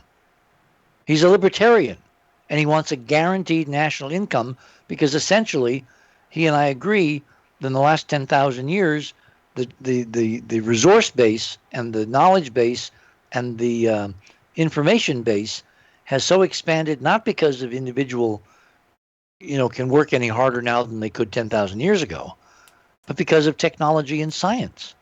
So what you're doing is you're basically taxing productivity as opposed to people. You're taxing technology as opposed to human beings. And then you're dividing that among those that need a base, because no human can be human without a guaranteed base. That's what the whole healthcare debate on this country, going now into its 20th hour, I think, in Washington is all about. I mean, in the Constitution, we're guaranteed life, liberty, and the pursuit of happiness. Well, what is the healthcare debate over here all about? It's about life. Because without healthcare, you don't live. You die. And we're having this incredible discussion as a society, who is worthy of keeping alive and how do we keep everybody in the game so they can become who they want and need to be. In other words, we're talking foundations, we're talking floors that are not about taxing people working, but about taxing knowledge and technology and science and infinite energy, which comes, of course, from the hyperdimensional model. And all of this was forecast decades ago by a U.S. president who quietly commissioned a study called the Report from Iron Mountain. His name was John Fitzgerald Kennedy. And on the 26th of October of this year in Washington, Chris, the Kennedy assassination papers, everything the intelligence agencies, everything the Supreme Court, everything the Congress, everything the Johnson White House, everything the FBI, everything assembled about who was behind Kennedy's assassination and who all the players were, by law, must be made public unless the sitting president, in this case, Donald J. Trump, stands in the doorway and says no. And with that dump of data, huge documents, official source documents going back 50 years, we're going to find out a lot more about why Kennedy was really killed, which, if you read Dark Mission, I say was because of this. Kennedy was about to announce everything we've talked about tonight up to now, and they killed him for it because he was trying to share it with our arch enemies on the planet, the Soviet Union, to prevent thermonuclear war from wiping out the human race, a la the Cuban Missile Crisis. So that date, mark on your calendars, that is the disclosure date when the you-know-what is going to hit the rotating kitchen appliance. And if we are going to be waiting for this within the next... It's only 3 months. Well, 3 months. Oh, 3 months can be a long time for some people. I've got I've got a kid on the way that's going to be here in October. Try working at this for 30 years, Chris. So let's get some perspective here. 3 months is nothing. Is true. It's going to take us more time just to get ready, because nobody listening to us tonight has any idea of what's going to happen when that goes down. They haven't a clue. Your world is going to change radically. Whether it changes radically for the better or for the worse is up to us. That's what this whole period is about.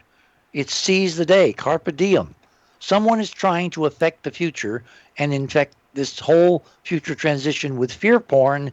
Our job is not to get lost in the fear, but to seize the moment to make the kind of future we want, given the certitude and the official acknowledgement of every one of these cockamamie ideas we've discussed tonight as being absolutely real. Think of that kind of world and how you'll handle it and how you'll deal with it and operate within it, and you got 3 months to do it. Go. I got to book more guests and do more shows during the week if that's the case. Yes, you do.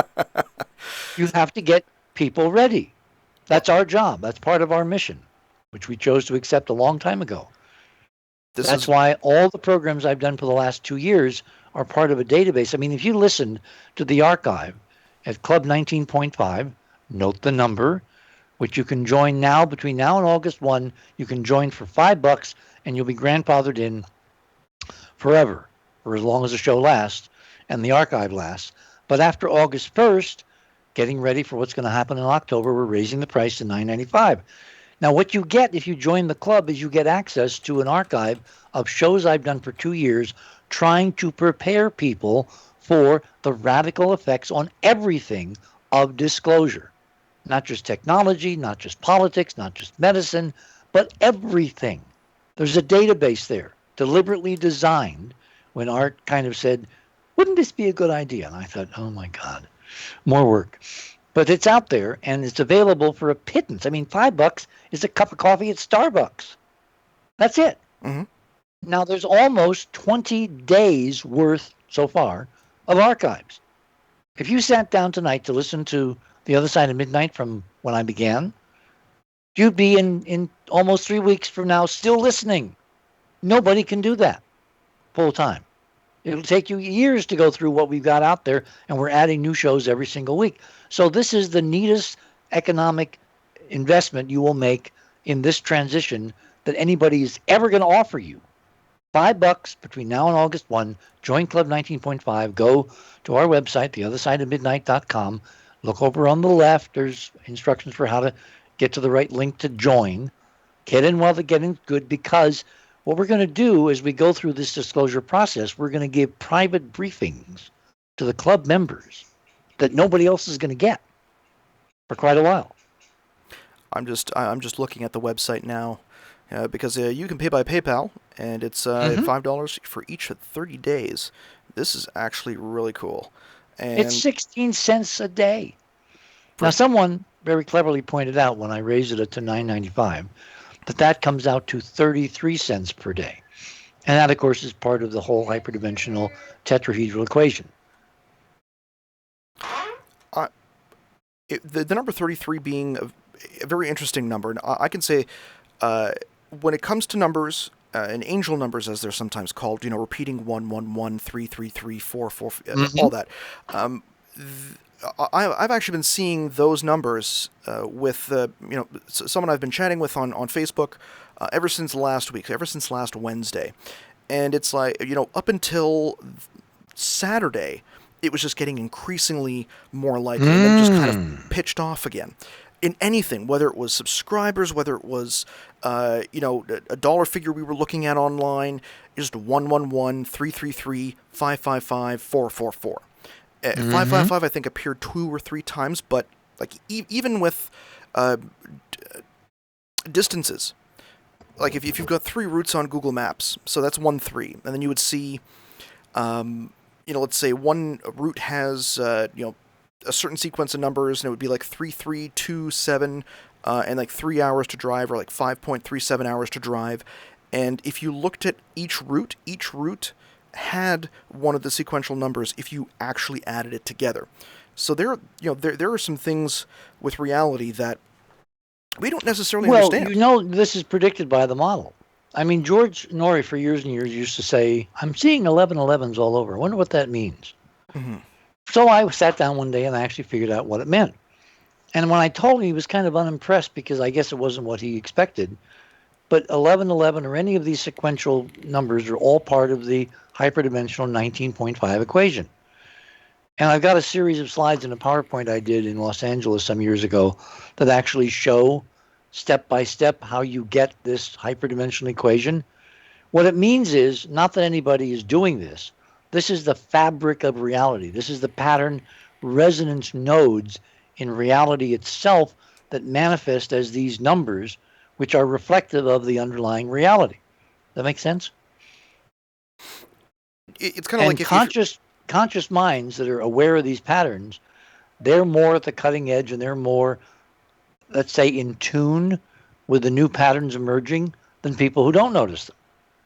And the best way to be able to describe it, I think I was talking to a PhD in esotericism, Aaron Cheek out in New Zealand, and we were describing this phenomenon. He essentially didn't know there was a PhD in what did you say? Esotericism. Esotericism. Yes. There's a few in the world. He's one of the foremost, and he explained it. Can you tell him about our show? I'd like to talk to him. You know what? Actually, I can get him in touch with you.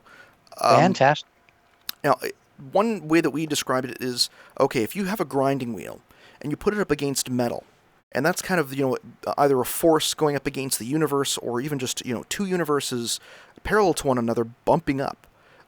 Something like those angel numbers, seeing that 11111, or, seeing three sequential numbers like that continuously is kind of like the sparks flying off of that. It's the... I'm going to say the Matrix is manifesting in weird ways. You're seeing that black cat in Deja Vu twice, and whether it is a simulated reality or is actually having to deal with a parallel universe that is, or somebody's trying to send a message through that parallel universe or even through that Matrix specifically to get your attention. That type of feature or that type of or it effect, could be you trying to get your attention in another dimension or in the future. Remember, we don't live in this 3D reality. This is a virtual reality projection of a higher dimensional existence, state space. So if someone, who would care the most about sending you a message? Either myself trying to get my own attention. Exactly. Because we all love ourselves.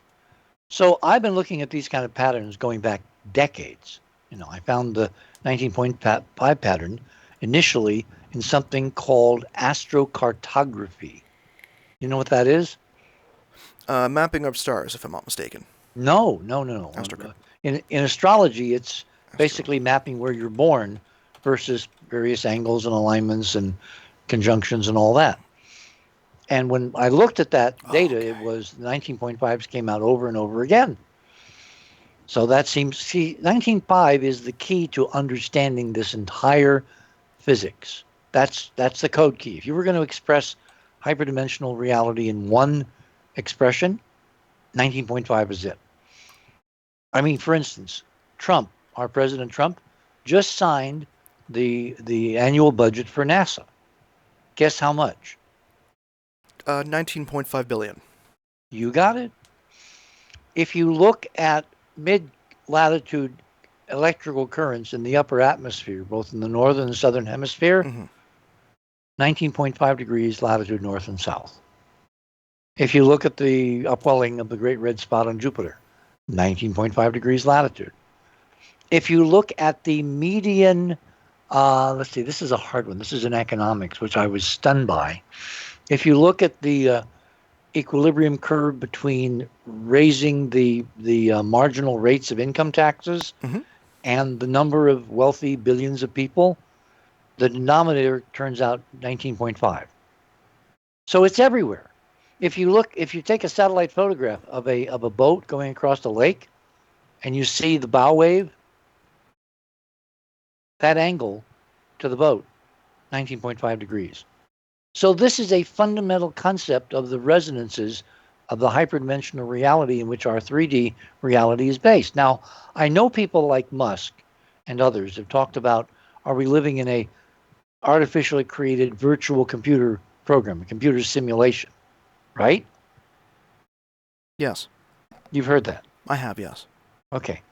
I would propose that the answer is no, and the reason is, in such an artificial reality, why would the same number keep coming up again and again and again, consistent with a physical model of the universe in which that number is endemic to the physics which creates reality? I think it also has something to do with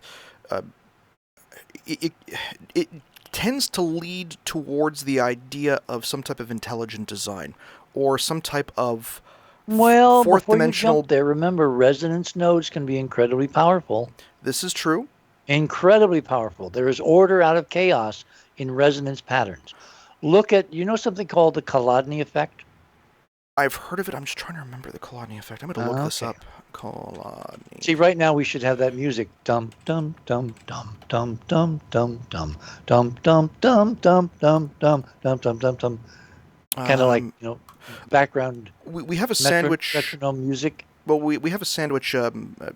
One fun thing we do on the show is we rate and talk about sandwiches at the end of it. We have a piano track for that, but I can't use that for this, unfortunately. Oh, not too bad. Well, this is straight from Alex Trebek. This is, whatever that show is he does. Because the answer is, this tells us that it's not a synthetic reality. That in fact, and I'll give you one really important example. Oh, and I'm trying to remember which one I want to pick. Ask the question again. Would this not relate to or point towards some type of intelligent design or fourth dimensional being or concept? Yeah, I mean, you can imagine we're all part of some kid's science project, and he or she is imposing this pattern on our synthetic universe to see how we respond. But since 99.999% of people are oblivious to this pattern, it's like, what's the point? It's like Chladni figures, the running the bowstring along the the edge of the Chladni metal plate. Well, they're part of this pattern, because if you take a drum, like a drum head, or you take a metal thing like a cymbal, and you suspend it so that it's suspended from the edges or one point in the middle, and then you sprinkle sand on this flat surface, and you make it vibrate. You make it vibrate by either tapping it, or you make it vibrate by drawing a violin bow down past the edge of the metal plate. Mm-hmm. It will create these stunning geometric, hyperdimensional, tetrahedral torsion field physics patterns on the plate. So it tells me these patterns are endemic in the fabric of the field itself. They're not imposed by some artificial tinkering. They're endemic to the reality, the physics of the reality we're in. Now, you can get very existential and say, well, is that some kid's, backyard science project in a higher dimension? At that point, there's no way I can think of them right now to test that. So I'm looking at the natural model that the universe basically, it goes from non-awareness to awareness. It evolves. And it has an infinite amount of time to evolve infinitely. And we have no idea where we are in that evolution, because it probably bifurcates into smaller and smaller sub-universes also vibrating in that resonance node. So it's an infinite replication pattern. And ultimately, we'll all wind up realizing this is true. But until we do, we're having a lot of fun getting there. It's called life. Or more than one. I'm looking at some of these videos and I'm broadcasting it out to the audience. And the patterns are, well, the music, first of all, is quite freaky. It's very, very haunting. And then when you change the music, when you change the resonance frequencies, the pattern changes instantly. How does this relate to using sound to lift or levitate objects? Not really, no. When we did the special on NBC on the Secret of the Sphinx with Boris Said and Paul, I forget the producer's last name. We actually had a sequence where we were talking about moving the stones to build the Great Pyramid. Mm-hmm. And some of the ancient mythology talks about sound and resonance. And everybody has misappropriated it, because they're not talking about sound as we hear it. Remember, as above, so below. Resonance nodes in the ether, in the torsion field, are equivalent to resonance nodes in a sound wave that you can listen to. It doesn't mean you can use sound to levitate massive multi-ton blocks. And the biggest thing we were able to, with the most interesting NASA technology we could find, could levitate a little micro dot of styrofoam and just hold it suspended. If you had a bigger mass, if you dumped enough sound waves in to levitate it, you would melt it. The energy would simply be absorbed, and it would become a sudden levitating blob until it's splattered all over the chamber. No, So no, you cannot use sound to replicate true anti-gravity, but you can interfere with gravity, which is waves, in the torsion field, and you can negate them, and therefore you can change inertia and mass and gravity by using the torsion field technology, which of course is being done in the so-called secret space program, which is how they get heavy things to fly. Isn't there a methodology that has been talked about? I know that there is the Mercury method. There's the that obscure element that Lazar has talked about. There's also the electrogravitics, which has been discussed. In your opinion, which of those three technologies is actually true, or is it all disinformation and there's something completely different out there? No, I think they're all true, but we're looking at the old classic problem of how many guys blindfolded touching an elephant can tell you the real picture of the elephant. Yeah. Every one of these disciplines is a part of the picture, the real reality. Electrogravitics is a part of how to create anti-gravity. Using liquid mercury is part of how to create Vimani and anti-gravity, et cetera, et cetera. The one I'm really partial to right now is the M drive. Have you heard about the M drive? That is the one that breaks the laws of physics. It essentially shoots out electrons. Well, they all do. All those things we just talked about would break the laws of physics. Forget physics as we think we know them, because A, they're wrong, and B, they've been suborned. The physics we've been allowed to know is just enough to keep us down on the farm. It's not how the universe really works. We've had Robert Bivol on the show. I think it was episode 31 or 32. It's 31. And we had discussed, it was an impromptu interview. Right. And we discussed his work that's coming up, that's released at the end of the year. And he's been doing a lot of work with, theoretical physicists and scientists to... Who is this? Robert Bivol. Yeah, right. Robert. And his idea behind the pyramid, and I'm going to touch on this because we do a lot of ancient history on the show as well, is that the pyramid may have been not necessarily a machine itself, but it could have been a very advanced 3D blueprint, as well as a puzzle to test our own technology level. No, wait. I missed some of that because Robin came in. She just came home. She said, "What are you doing?" Miming, because I'm on the radio. And so I'm trying to tell her without telling the audience that I'm talking. So you go back to Bivol. Bivol has, of course, worked with Graham Hancock on the pyramids, on ancient Egypt, et cetera, et cetera. What kind of technology was he talking about? He was stating that it's a possibility, and we had a discussion where I was talking about the pyramid possibly being a machine. And it is a machine, unquestionably. Okay, now and the guy who's the real pioneer in this area is a guy named Chris Dunn. Robert is kind of late to the party when it comes to acknowledging the pyramid might be a machine. He doesn't actually. But it's a hyperdimension. It's not what Chris Dunn thinks. It's much more extraordinary. Well, this is because Chris Dunn is using 19th century physics to try to explain within the Newtonian paradigm how it could be a machine. Well, he's not necessarily saying it's a machine. I had said that it Who isn't? Bivol is not saying it's a machine. I had suggested that. He said it's possible that it's a 3D blueprint of to one, test our technology, so that when we actually get to a point where we can fully understand what the building is, that then we can use it to build a machine ourselves from it. It does encode principles. Yes, very much so. But my take, and along with Stan Tenen, who you should talk to, for years and years we've talked about how it's an actual machine. It just isn't a blueprint. It really works. All you have to do is make copies of it and understand the physics under which it works. And that brings us, you like the segue? Back to the M drive. Nice. Good. Very good. What does a pyramid look like? Think of a pyramid in your mind. What do you see? Describe a pyramid. 4 sides, flat base, or 1/2 of a square. Basically a square, a cube. If you take a cube, and instead of sticking it face down, you kind of turn it on a corner, and you push that into the ground. So like you're taking a cube and slicing it diagonally in half. Okay. It's a raised geometry with angles extending from a ground plane up into the sky, meeting at a point, right? Correct. Okay. Now, if you simplify the corners, what is a pyramid? Forget the corners. Get rid of the corners. A sphere. No. Sorry if I'm getting rid of the corners. It's a cone. Oh, okay. Oh, okay. It's a Yes, cone. around. It's a cone. Around. So a cone and a pyramid geometrically are the same.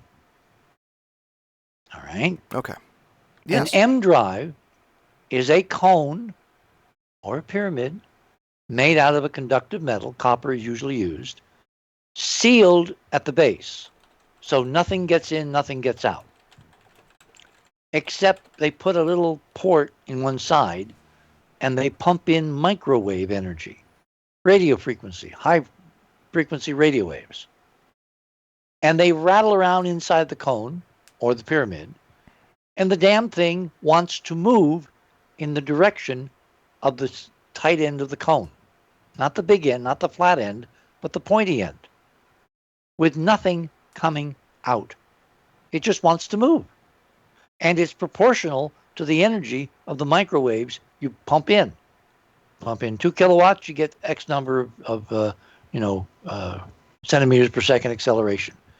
You pump in 10 times that kilowatts, you get 10 times the acceleration. And it's impossible, except it works on the principle of hyperdimensional torsion field physics, meaning it's grabbing onto the torsion field outside the cone and moving along that way because it creates resonance waves in the torsion field. There's a conversion of the microwaves in the cone because of the geometry into exterior forces on the field that surrounds us, the ether, i.e. the torsion field. It's like pulling yourself up by your bootstraps. And it has been replicated now by 2 separate groups, an official NASA group called the Eagle Works, they're in Houston, and published in a peer-reviewed paper. It's also been replicated by a friend of the other side of midnight and the Enterprise mission, a guy named Dave Disler, in his garage in Ohio, in Cleveland, Ohio. And we funded, as part of raising money through the show, enough crowdsourced funding so Dave could buy the right test equipment to build an M drive that worked and then measure the results above the noise. How is that? What were the major results? Was it exactly as it was proposed, or were there any weird effects, or maybe it worked better than you had actually expected? No. The effect itself is weird.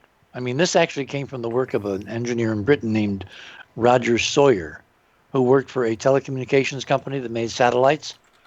And according to the story, Roger noticed that even when they weren't using the engines in orbit, you're in zero gravity, right?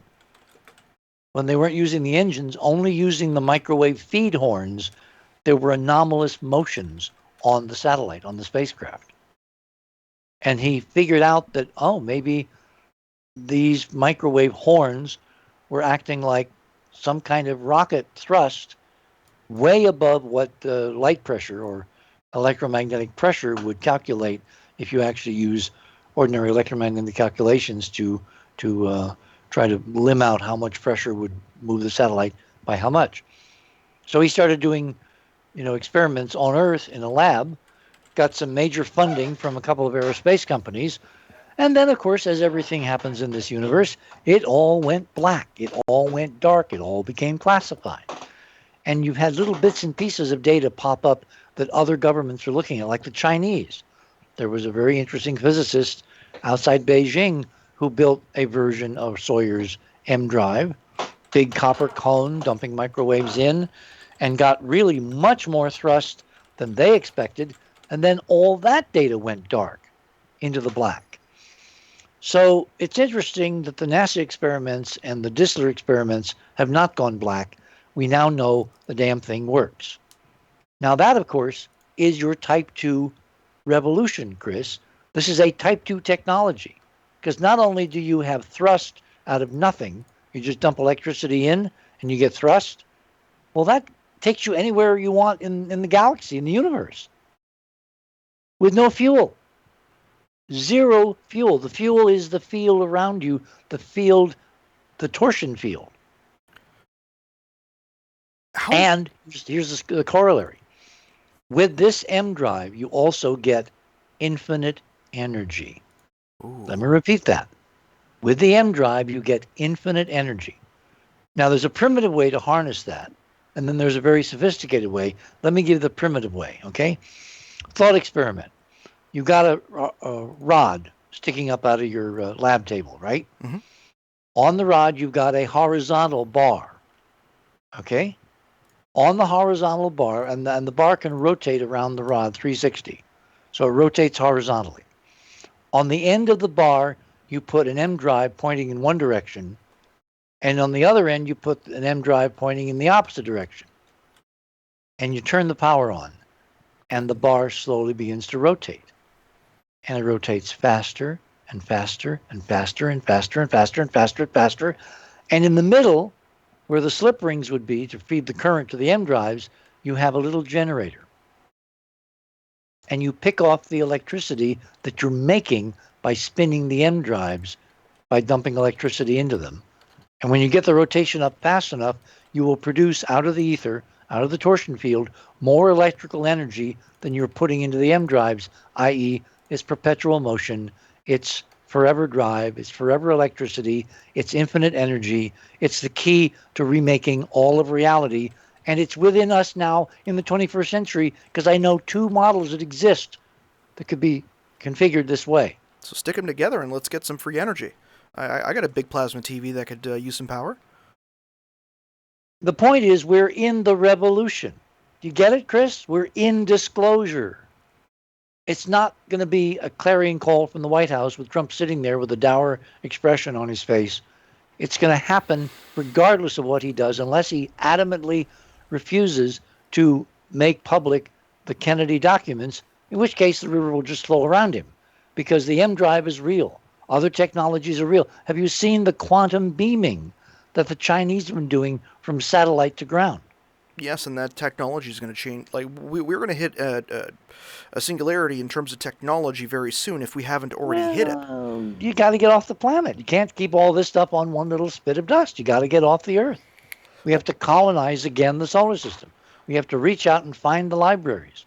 We have to go to Mars and, replicate Rohrbacher's question, except we will be the new civilization, following our great-great-great-great-great-great-grandmothers who grew up on Mars and at some point came back here. We are the Martians. And I can prove it, and I will prove it with my 6 other authors in Hidden Mars, A War in Heaven. And when is that book coming out? Good question. When it's done.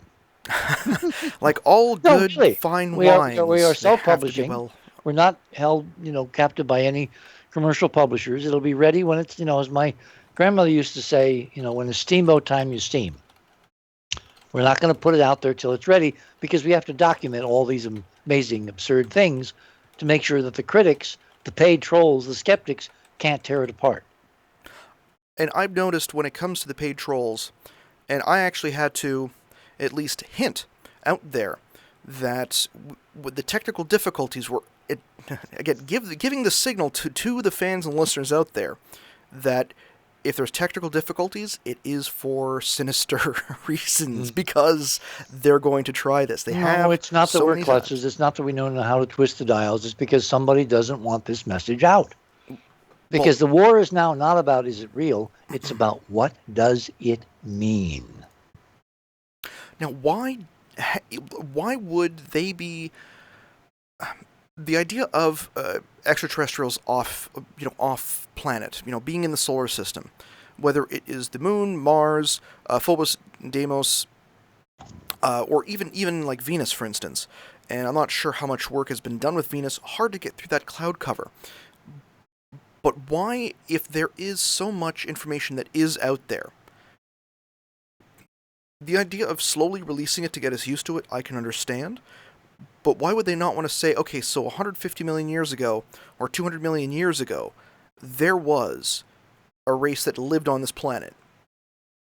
Is it the idea Well, we don't have to go anywhere near that far back. We've had, after the big experiment, which was somewhere between 600 million and about 66 million years ago, is when this experiment flourished. The big type 2 experiment. Then there was a war. And you raised a suggestion earlier. Was it aliens? No, I think it was us. I think it was a civil war. I think we failed our first big test. We could not handle the godlike abilities in 3 dimensions that torsion field hyperdimensional physics gives us. The question now is, are we getting a second test? Are we going to fail that test? Or are we going to graduate and get on with the rest of this experiment, which is to meet the Federation and become somewhat like Star Trek with all kinds of extraordinary possibilities, with every man, woman, person, child, dog, cat, whatever, able to live a decent, humane life, because the least of our worries should be energy and resources. For us to get off planet, should we be waiting for Elon Musk? Should we be... No. Okay. As Heinlein said, once you're in orbit, you're halfway to anywhere. If the M drive is what I think it is, the M drive is the key to democratizing the solar system, and God knows, maybe even the stars. We don't know the limits because no one's really built, the right drive mechanism to test the parameters. But I was on the show the other night, and I was doing an interview with the folks that want to put up the first UFO detection satellite. And we got talking, as we do on our show, and I kind of limbed out the M drive, and they said, oh my God, can we get one of those in our satellite? And the satellite costs only as much as a Ferrari. They have crowdsourced an entire spacecraft assembly, launch, and data communications for as long as it lives in low Earth orbit, which will be a few months. Can you imagine if we could take Dissler's space drive, a miniature version, put it in their satellite, turn on the switch, and have that little spacecraft leave orbit, go to the moon, fly by Mars without rockets? Look, Ma, no rockets. That's the revolution we can literally do by crowdfunding something trivial as a Ferrari. You know how much a Ferrari costs? A lot. No. Well, No, nothing. Well, 200,000. Well, it all depends on But we're talking being in the space game for a few 100,000 compared to billions. This is 19.5 billion. If you're looking at it from that standpoint, I can understand. It's democratizable. We each can have our own space program. Or what we really want to do is to collaborate, join a community, doing meaningful things that will open the space frontier so we can go and homestead Mars in our lifetime if we want to. And no, it's not Musk's route. Rockets are not the way to do this. What Musk can do is to give us a reasonably priced launch to take the M drive from Earth to Earth orbit, so we test it in orbit, and you can't fake what's going on in orbit in 0G. In other words, if it leaves, or if you build it so that you have 2 M drives on both sides of a rotating, hat box, and it spins it up to incredible velocities, spinning, you damn well know the energy to come from is not coming from any conventional rocket. It must be coming from the M drive working against the laws of Newton. Oh my God, we're shattering the laws of physics. No, we're learning the real laws from the fake ones we've been living under for the last several centuries. I have one question that is coming from... Just one? Well, we have. I've been asking a lot of questions as I've been seeing it. I've been pulling information from the... Oh, this is coming from the web. This is coming from the web. And I know that we're getting close to the end of this segment. You're a married man. You probably understand what it is to come to bed too late.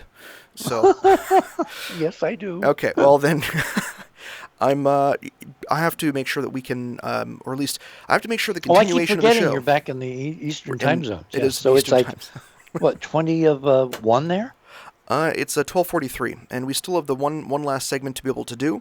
And okay. I want to make sure at least that I can say that with this, after this question, I do have to have you back on this show at some point, because, oh my goodness, everyone the entire time has been going absolutely insane as far as chatting back and forth with the information that you're providing.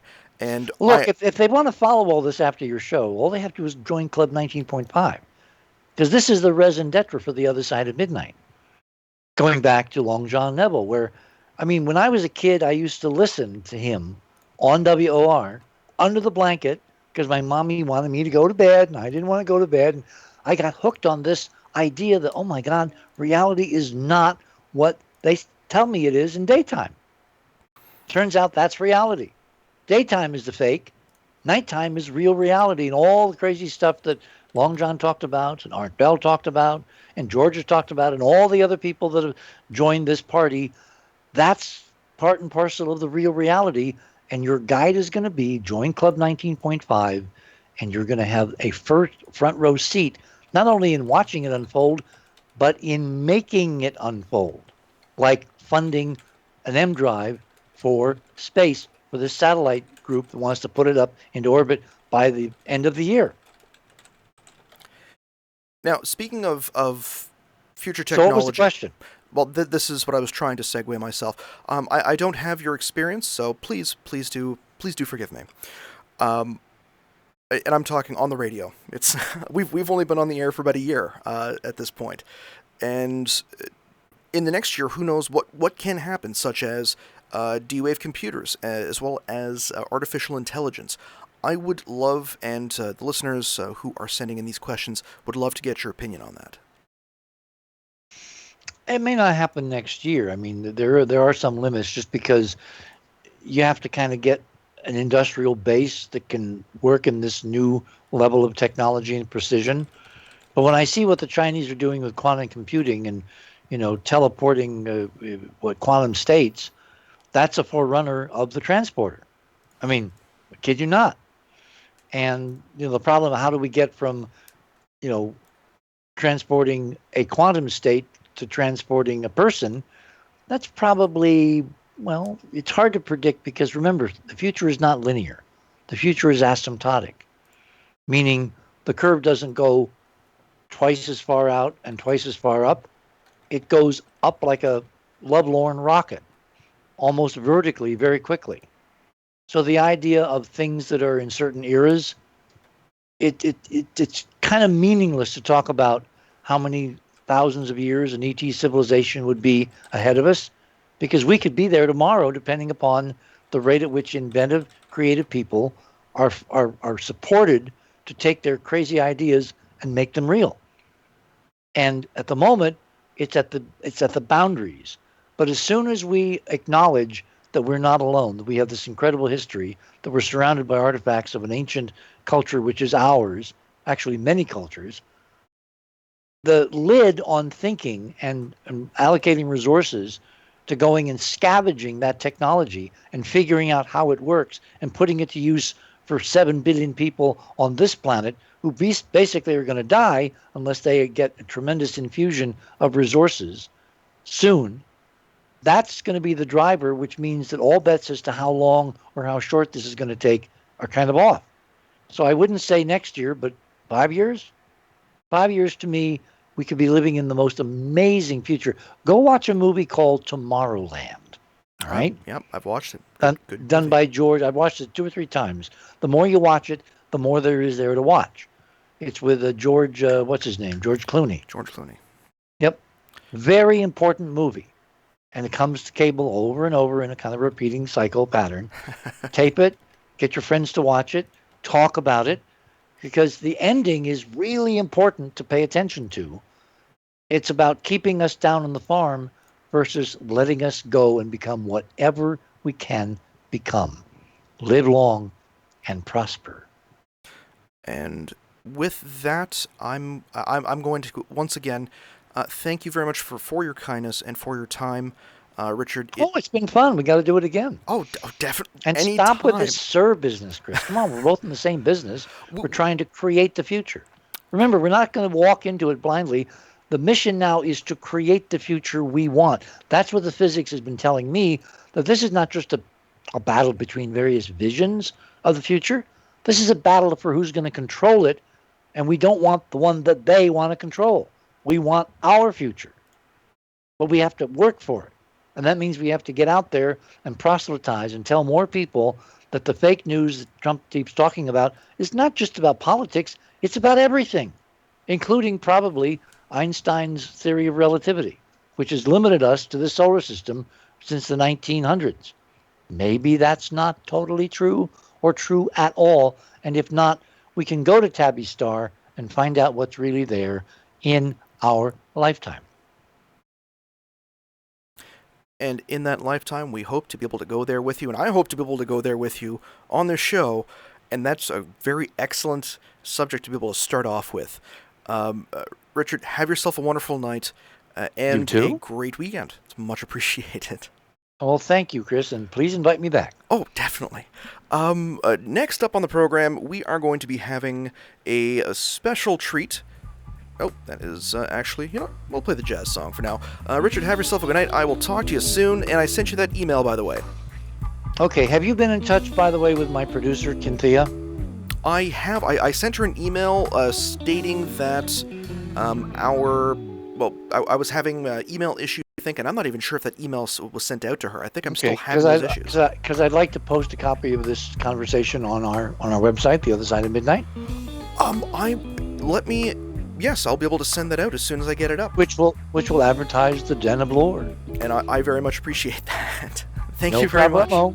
Have yourself a wonderful night. You too. Bye.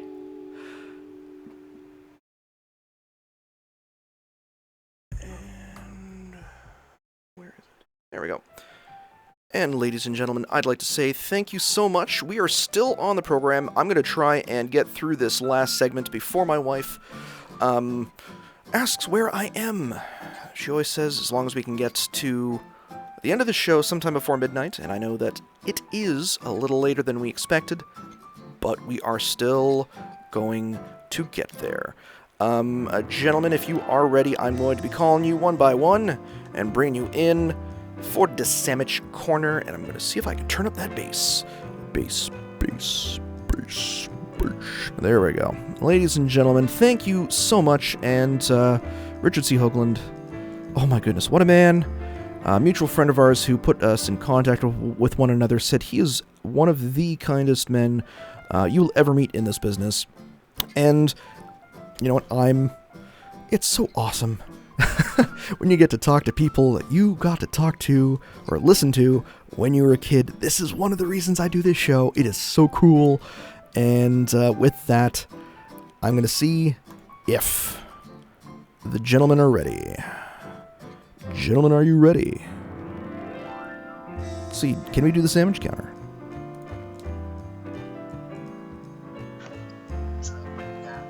Hello? Denver. Yeah. How's it going? I'm going to see if I can get Michael on here. I know that he's an hour behind us. Okay. So let me...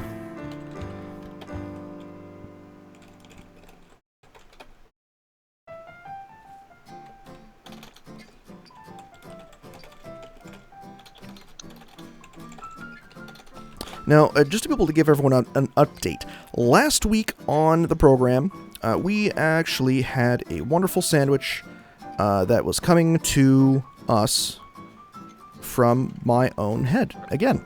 And I want to show it all to you. It is a 3-cheese bacon sandwich. It's got wrong direction. And 3 cheese, so it's Sephardi Old Swiss as well as a whatever Cracker Barrel stuff that I could actually find. And again, these are pictures from Michael Huntington. And Michael, again, I do apologize we couldn't get to the program. Things have been a little bit crazy. I think he may actually be online now. Let me see.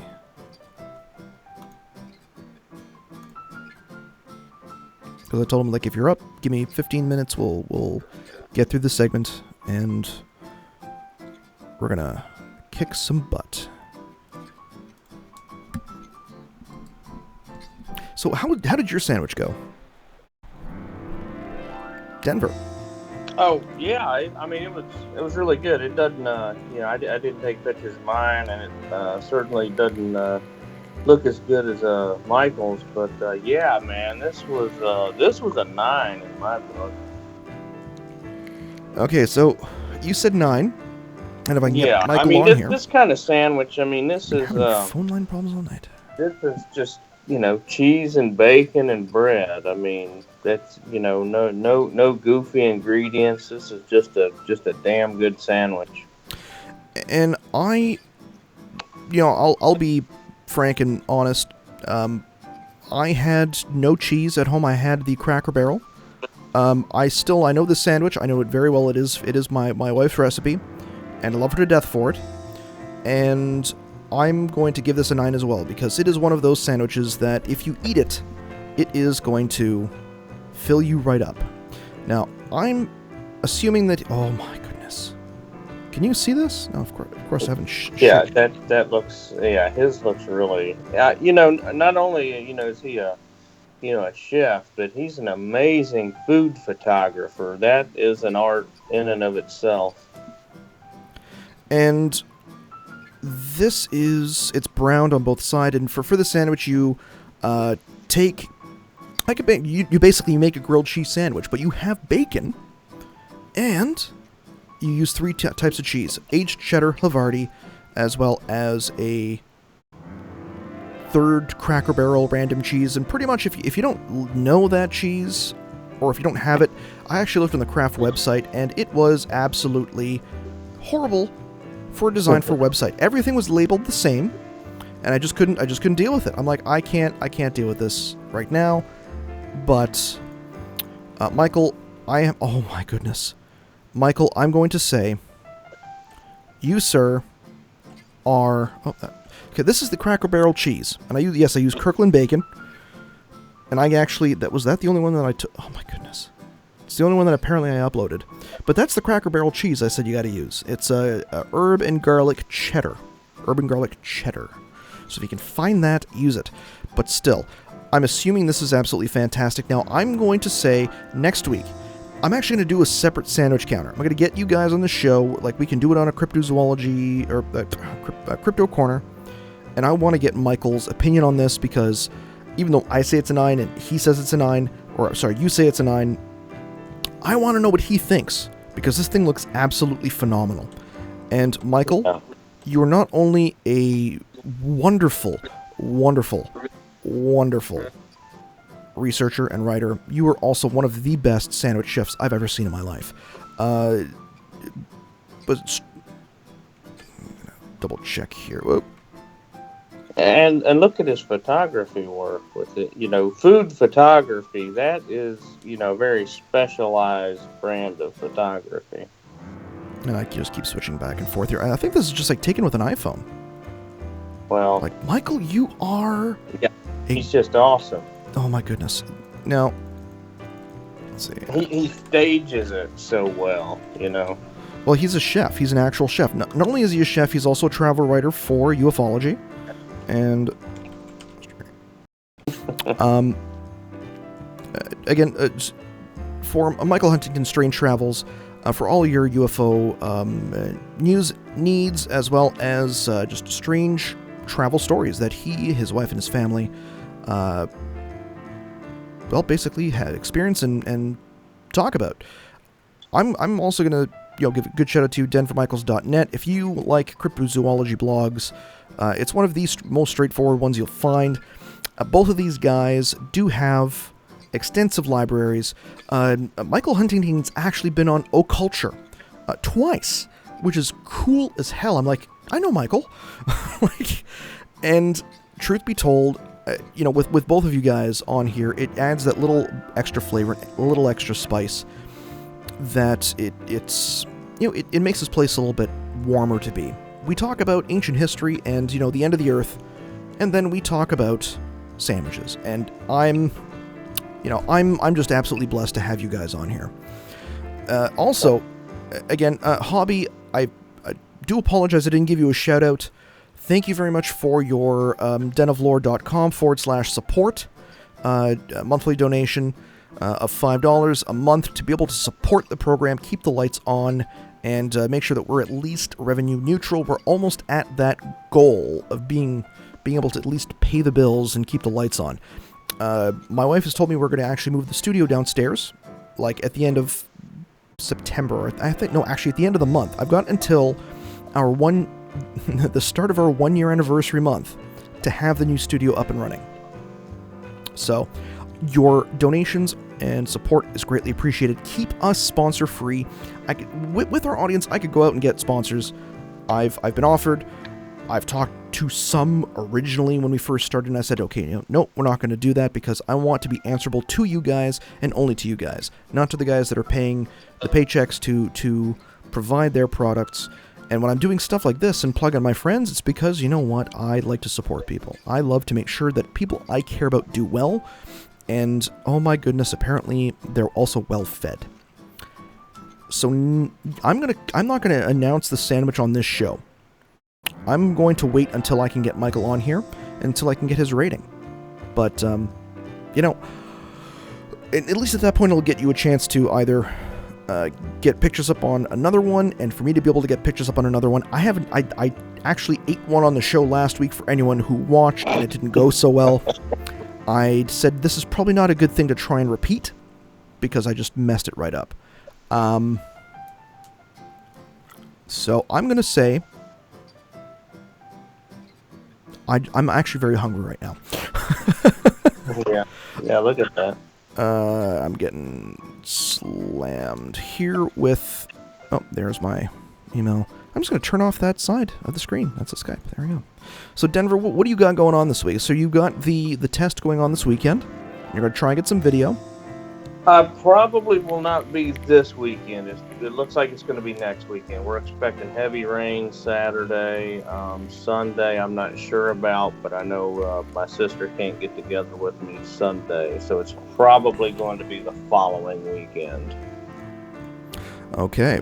So at least at that time... because we want to have weather as close as we can to the day that she had the sighting, just you want conditions to be as close as possible. And I want to make sure that we can get that up there. So again, Google Strange Travels, Michael Huntington, go check out the website, denvermichaels.net. His books, I believe, are available on Amazon, Kindle download, you can get your hard copy. And all as well, please do support the show, patreon.com / Den of Lore. This month has been a shit show. I'm going to be honest with you. I normally have the episodes up, the next week at least. If it's not Monday, it's Wednesday.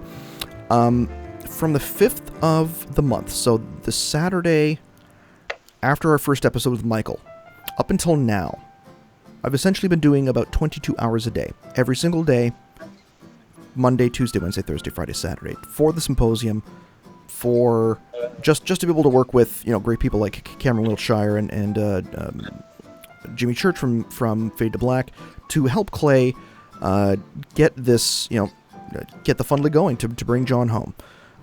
There is an official statement on the website and also on my Facebook page, thanking everybody, in addition to Graham Hancock for leading the way and being that shining example of how to be able to, treat a friend and help somebody out. I do this because if he's inspiring me, I want to be able to inspire you guys. Go check out the Fundly page. If every single person who listens to this show, Fade to Black, and checks out Sacred Geometry International, donated $1, we would blow the $39,000 that is left to get John home out of the water within like a day, if need be.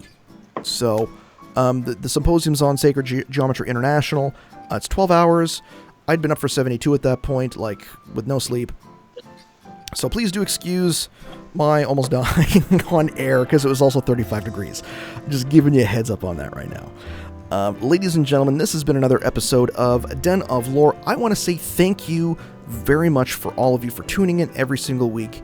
Again, it's a pleasure and an honor to be able to have you all here, joining me and being part of the Den of Lore family and being a denizen. Denver, did you want me to play the outro music? Yeah, go ahead. All right, so we can...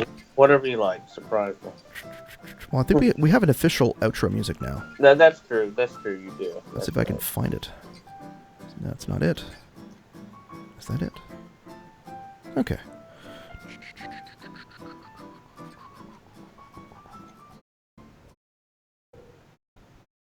All right.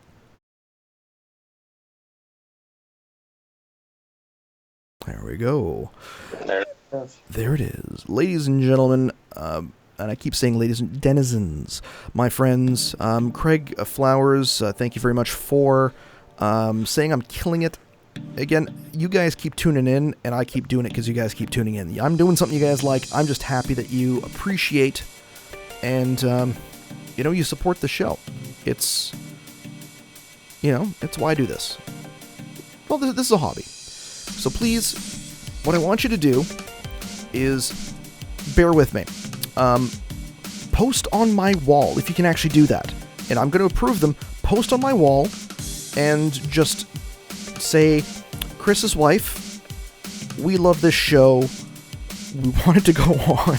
And sorry for it being 1 o'clock in the morning. Show me some love on Facebook. Just so I can show her and say, see? It'd be great. Love her. I love her to death. I do. And yeah, it'll give me a good conversation piece for the morning. So all of you out there, whether you are in North America, South America, Australia, India, Patagonia, the wilds of northern Russia, Saudi Arabia, we got some from there, Lebanon, Croatia, France. We're like in 100 countries now at this point every single week. I gotta say thank you all for supporting wherever you are, whomever you may be, for being a denizen. We are united by one thing and one thing only: learning some cool shit. And until I see you next time, when I actually have some scotch in the den, we'll share a glass of Glen then. Ciao. Ciao, I think. Ciao. Ciao. Oh, that is next week's segment. Oh, by the way, yes, Crypto Corner. Go check it out. New segment with Denver. We have fun. Yeah, that's pretty much it.